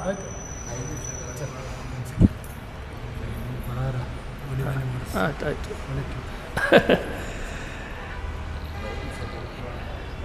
ಗರುಡ ಪುರಾಣ ಹೀಗೆ ಭಾಗವತವನ್ನು ಅನುಸಂಧಾನ ಮಾಡಿಸ್ತಾರೆ. ಅದನ್ನು ನಾವು ಚಿಂತನೆ ಮಾಡಬೇಕು. ಅದೇ ರೀತಿ ಭಾಗವತದ ಕಥಾನಕವನ್ನು ಶ್ರವಣ ಮಾಡಬೇಕು. ಗರುಡ ಪುರಾಣದ ಬಗ್ಗೆ ಹೇಳ್ರಿ ಅಂತಂದಿದ್ದಾರೆ. ಪಕ್ಷಮಾಸದಲ್ಲಿ ಗರುಡ ಪುರಾಣ ಕೇಳಬೇಕು ಅಂತ ಅವರ ಭಾವ. ಗರುಡ ಪುರಾಣ ಅಷ್ಟು ಸುಲಭವಾದ ಗ್ರಂಥ ಏನಲ್ಲ. ಎಷ್ಟೋ ಸಂದರ್ಭಗಳಲ್ಲಿ ಗರುಡ ಪುರಾಣವನ್ನು ಬೇರೆ ಬೇರೆ ರೀತಿಯಾಗಿ ಶ್ರವಣ ಮಾಡಿರ್ತೇವೆ. ಈಗಲೂ ಕೇಳಬೇಕು ಅಂತ ಅಪೇಕ್ಷೆ ಪಟ್ಟಿದ್ದಾರೆ. ಸರಿಸುಮಾರು 12-13 ಅಧ್ಯಾಯಗಳು ಗರುಡ ಪುರಾಣದ ಸಾರ ಅಂತ ಮುದ್ರಿತವಾದದ್ದು ಇದೆ.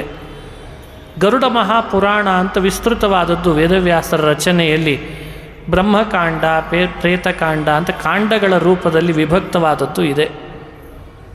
ಅದರಲ್ಲಿ ಬರುವ ಕೆಲವು ಅಂಶಗಳನ್ನು ಮಾತ್ರ ದಿನ ನಿಮ್ಮ ಜೊತೆಯಲ್ಲಿ ಹಂಚಿಕೊಳ್ತೇನೆ. ಪ್ರಧಾನವಾಗಿ ಭಾಗವತವನ್ನೇ ವಿಸ್ತಾರ ಮಾಡೋ ಪ್ರಯತ್ನ ಮಾಡ್ತೇನೆ. ನೈಮಿಷಾರಣ್ಯದಲ್ಲಿ ಶೌನಕ ಮುನಿಗಳು ಸೂತ ಪುರಾಣಿಕರಿಂದ ಈ ಪುರಾಣವನ್ನು ಶ್ರವಣ ಮಾಡಿದರು ಅಂತ ಬರ್ತದೆ.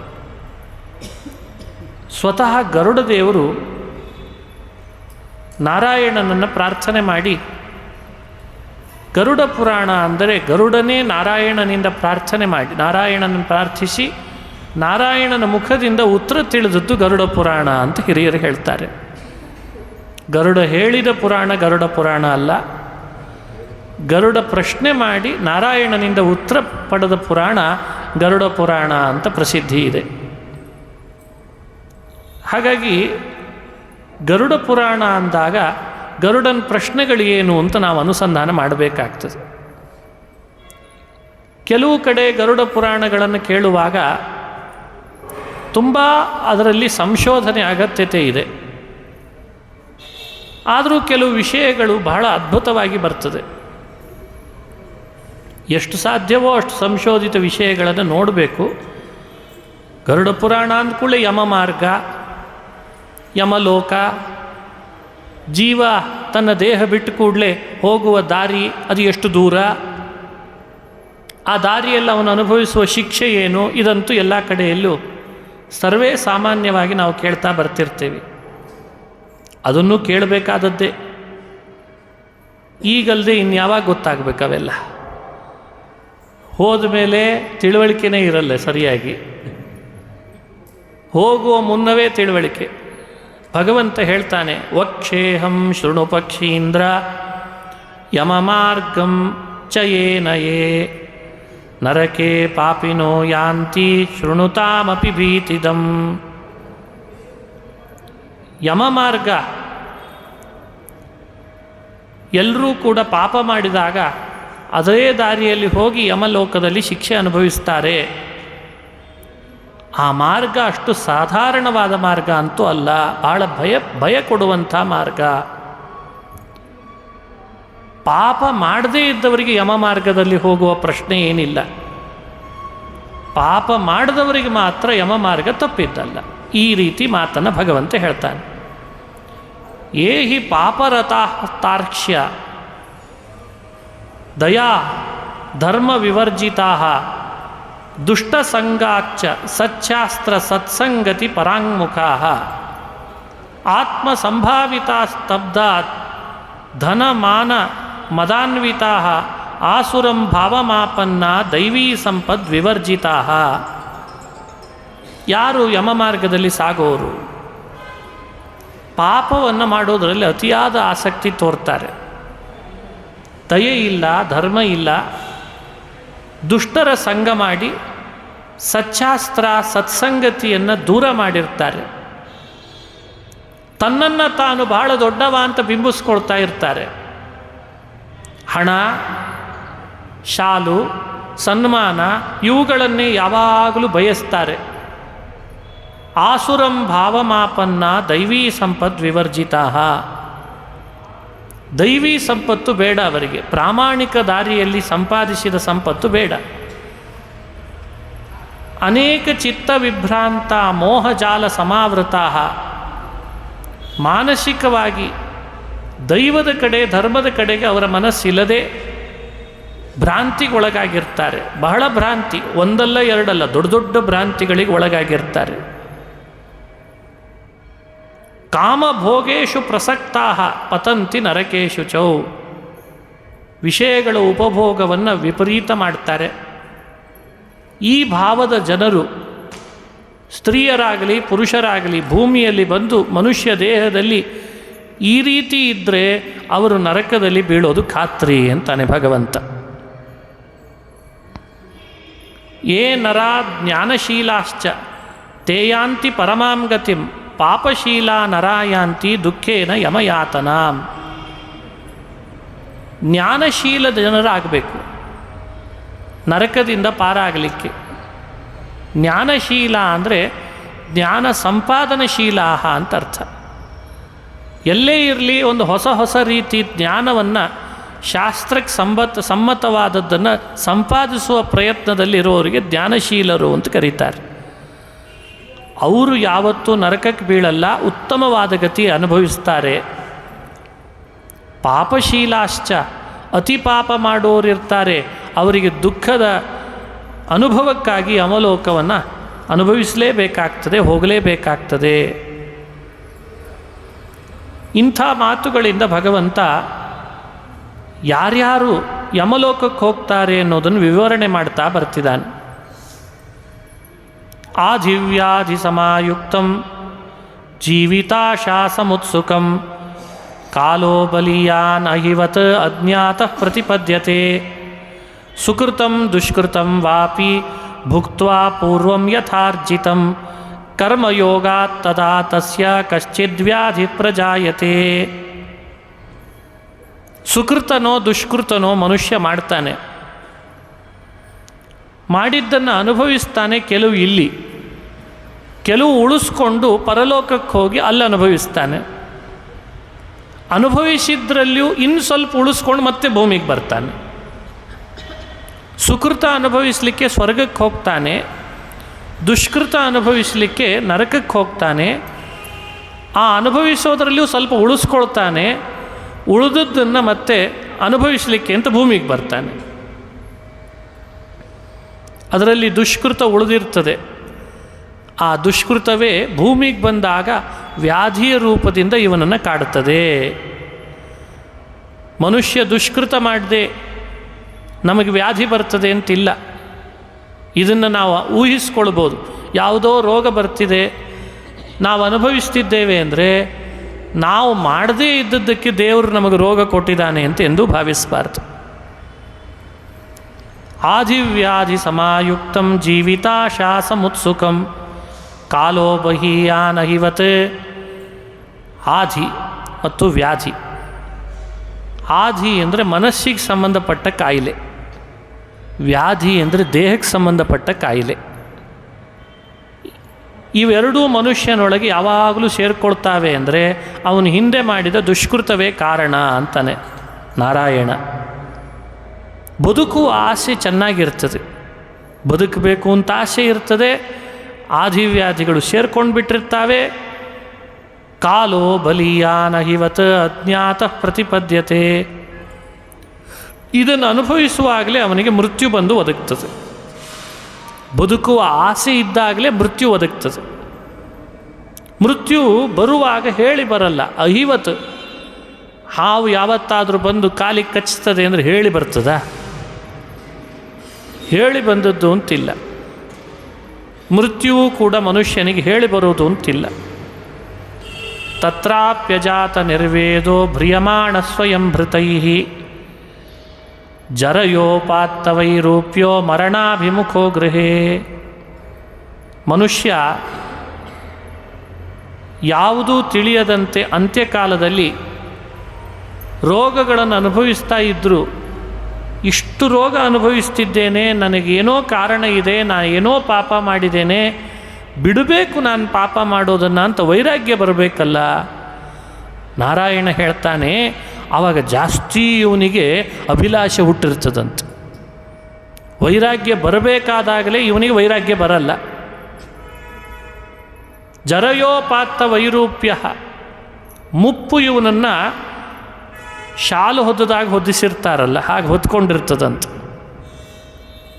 ಹಾಗಾಗಿ ರೂಪ ಕೆಟ್ಟೋಗಿರ್ತದೆ ದೇಹದ್ದು. ಮುಪ್ಪು ಬಂದ ಮೇಲೆ ದೇಹದ ಸೌಂದರ್ಯ ಹಾಳಾಗಿರ್ತದೆ. ಮರಣಾಭಿಮುಖ, ಸಾವಿನ ಅಂಚಿಗೆ ಹೋಗಿರ್ತಾನೆ, ಕಿವಿ ಕೇಳ್ತಿರಲ್ಲ, ಕಣ್ಣು ಕಾಣಿಸ್ತಿರಲ್ಲ. ಆಸ್ತೆ ಈ ರೀತಿ ಮನುಷ್ಯ ಇದ್ದರೂ ಭಗವಂತನ ಸ್ಮರಣೆಗೆ ಹೋಗಲ್ಲ. ಮತ್ತು ಕುಟುಂಬ ಭರಣ, ಸಂಪಾದಿಸಿದ ಹಣದ ಯೋಚನೆ, ತನ್ನದೇ ಆಸ್ತಿಯ ಬಗ್ಗೆ ಚಿಂತೆ, ಇದನ್ನೇ ಮಾಡ್ತಾ ಇರ್ತಾನೆ.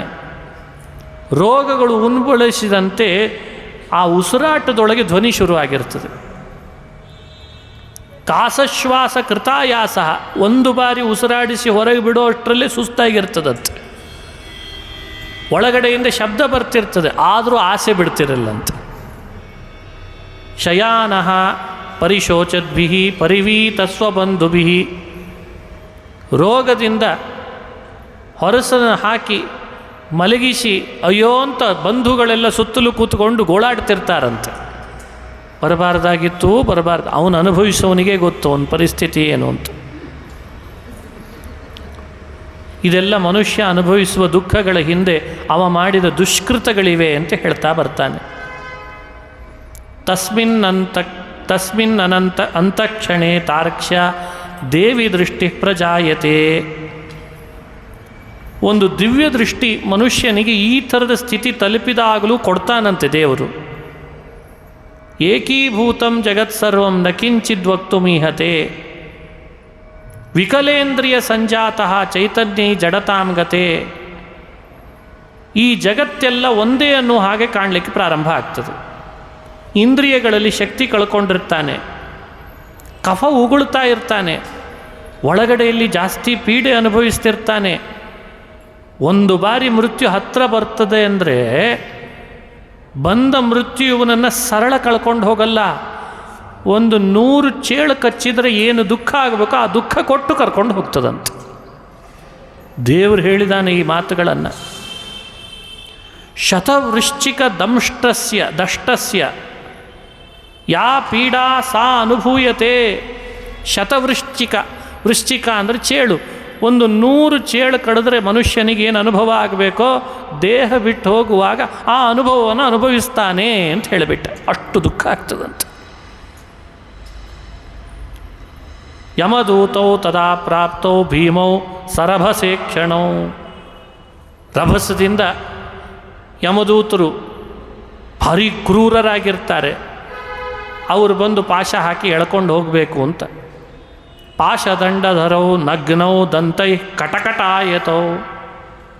ಹಲ್ಲು ಕಟಕಟ ಕಟಕಟ ಅಂತ ಧ್ವನಿ ಮಾಡ್ತಾ ಪಾಶ ಹಾಗೂ ದಂಡಗಳನ್ನು ಧರಿಸಿ ಊರ್ಧ್ವಕೇಶೌ ಕಾಕಕೃಷ್ಣೌ ವಕ್ರದಂತೌ ನಖಾಯುಧೌ.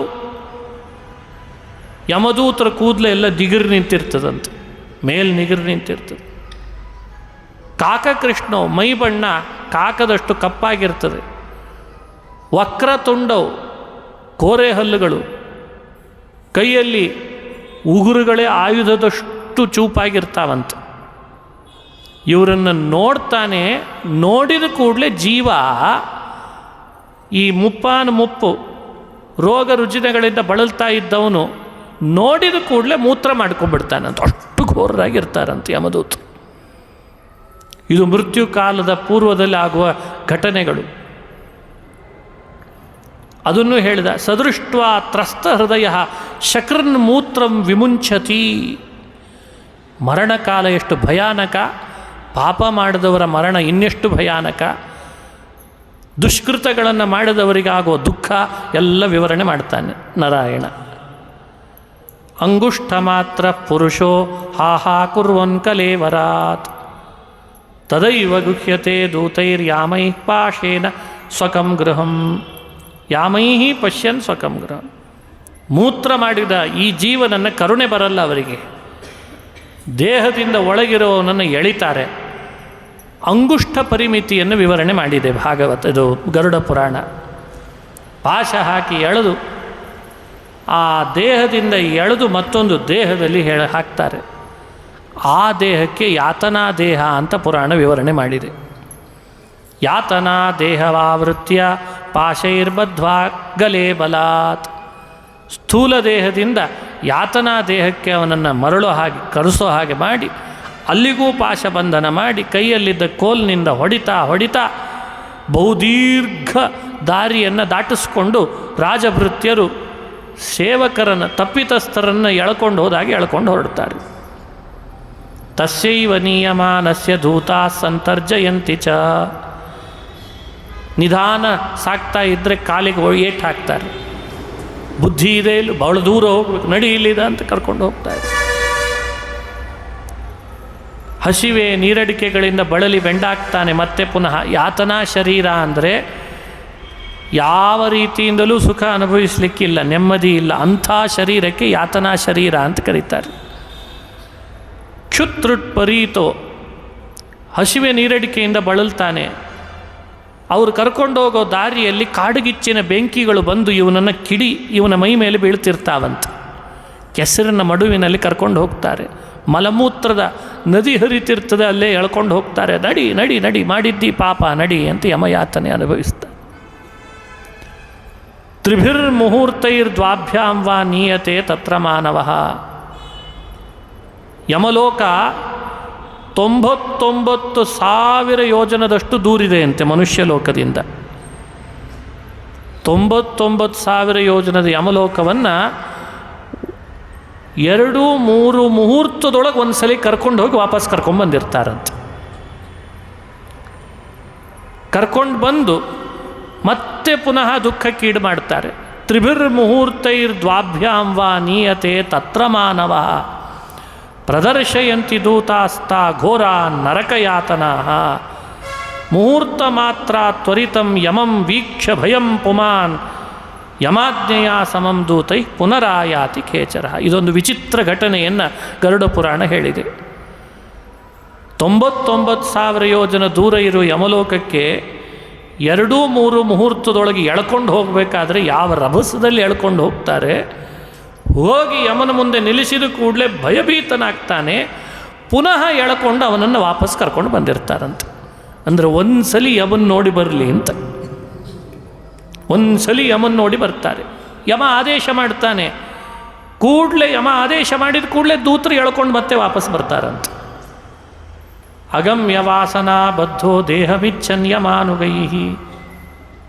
ವಾಸನಾ ಬಂಧಿತನಾದ ಜೀವ ಬೇರೆ ಬೇರೆ ದೇಹ ಯಾವುದಾದ್ರೂ ಕೊಟ್ಬಿಡ್ಲಪ್ಪ ಅಂತ ಅಪೇಕ್ಷಿಸ್ತಿರ್ತಾನೆ. ಆದರೆ ಯಾತನಾ ದೇಹದೊಳಗೆ ಇಟ್ಟಿರ್ತಾರಂತವನನ್ನು. ಈ ಸಂದರ್ಭದೊಳಗೆ ಮಕ್ಕಳು ಮಾಡುವಂತಹ ಪಿಂಡ ಪ್ರದಾನ ಶ್ರಾದ್ದಾದಿಗಳಿಂದ ತರ್ಪಣದಿಂದ ಸಿಗಬೇಕಾದದ್ದೇನು ಪುಣ್ಯ ಇದೆ ಅದು ಸಿಕ್ಕರೆ ಸ್ವಲ್ಪ ಇವನಿಗೆ ಅದರಲ್ಲಿ ವಿಶ್ರಾಂತಿ ಸಿಗ್ತದೆ ಅಂತ ವಿವರಣೆ ಮಾಡ್ತಾ ಇದ್ದಾನೆ. ಆ ಕಾರಣದಿಂದ ಮಕ್ಕಳಾದವರು ಪಿಂಡ ಪ್ರದಾನಾದಿಗಳನ್ನು ಶ್ರಾದ್ದವನ್ನು ಆಗ ಮಾಡಬೇಕಾದ ಪಿತೃಯಜ್ಞವನ್ನು ಶ್ರದ್ಧೆಯಿಂದ ಮಾಡಲಿ ಅಂತ ಪುರಾಣದಲ್ಲಿ ವಿವರಣೆ ಇದೆ. ಪಾಪಿಷ್ಠರಾದವರಿಗೆ ಶ್ರದ್ಧೆ ಹುಟ್ಟೋದು ಅಂತಿಲ್ಲ, ಅವರು ಅನುಭವಿಸಲೇಬೇಕು. ಸಾತ್ವಿಕರಾದವರಿಗೆ ಹುಟ್ಟುತ್ತದೆ, ಅವರು ಅದನ್ನು ಪರಿಹಾರ ಮಾಡಿಕೊಳ್ಳಿ. ಭವಂತಿ ಪ್ರೇತರೂಪಾಸ್ತೆ ಪಿಂಡದಾನ ವಿವರ್ಜಿತಾ. ಯಾರಿಗೆ ಪಿಂಡ ಪ್ರದಾನಾದಿಗಳು ನಡೆಯಲ್ಲ, ನಾಸ್ತಿಕರು ವರ್ತಿಸ್ತಾರೆ, ಅವರು ಮಾತ್ರ ಅತಿ ಹೆಚ್ಚು ದುಃಖವನ್ನು ಪ್ರೇತರೂಪರಾಗಿ ಅನುಭವಿಸುವ ಹಾಗಾಗ್ತದೆ. ನಾಭುಕ್ತಂ ಕ್ಷೀಯತೆ ಕರ್ಮ ಕಲ್ಪಕೋಟಿ ಶತೈರಪಿ ಅಭುಕ್ತ್ವ ಯಾತನಾಂ ಜಂತು ಮಾನುಷ್ಯಂ ಲಭತೆ ನಹಿ. ಕೋಟಿ ಕೋಟಿ ಕಲ್ಪಗಳಲ್ಲಿಯೂ ಮನುಷ್ಯ ಭೋಗವನ್ನು ಮಾಡದೆ ಕರ್ಮವನ್ನು ಅದು ಕ್ಷೀಣಿಸೋದು ಅಂತ ಇಲ್ಲವೇ ಇಲ್ಲ.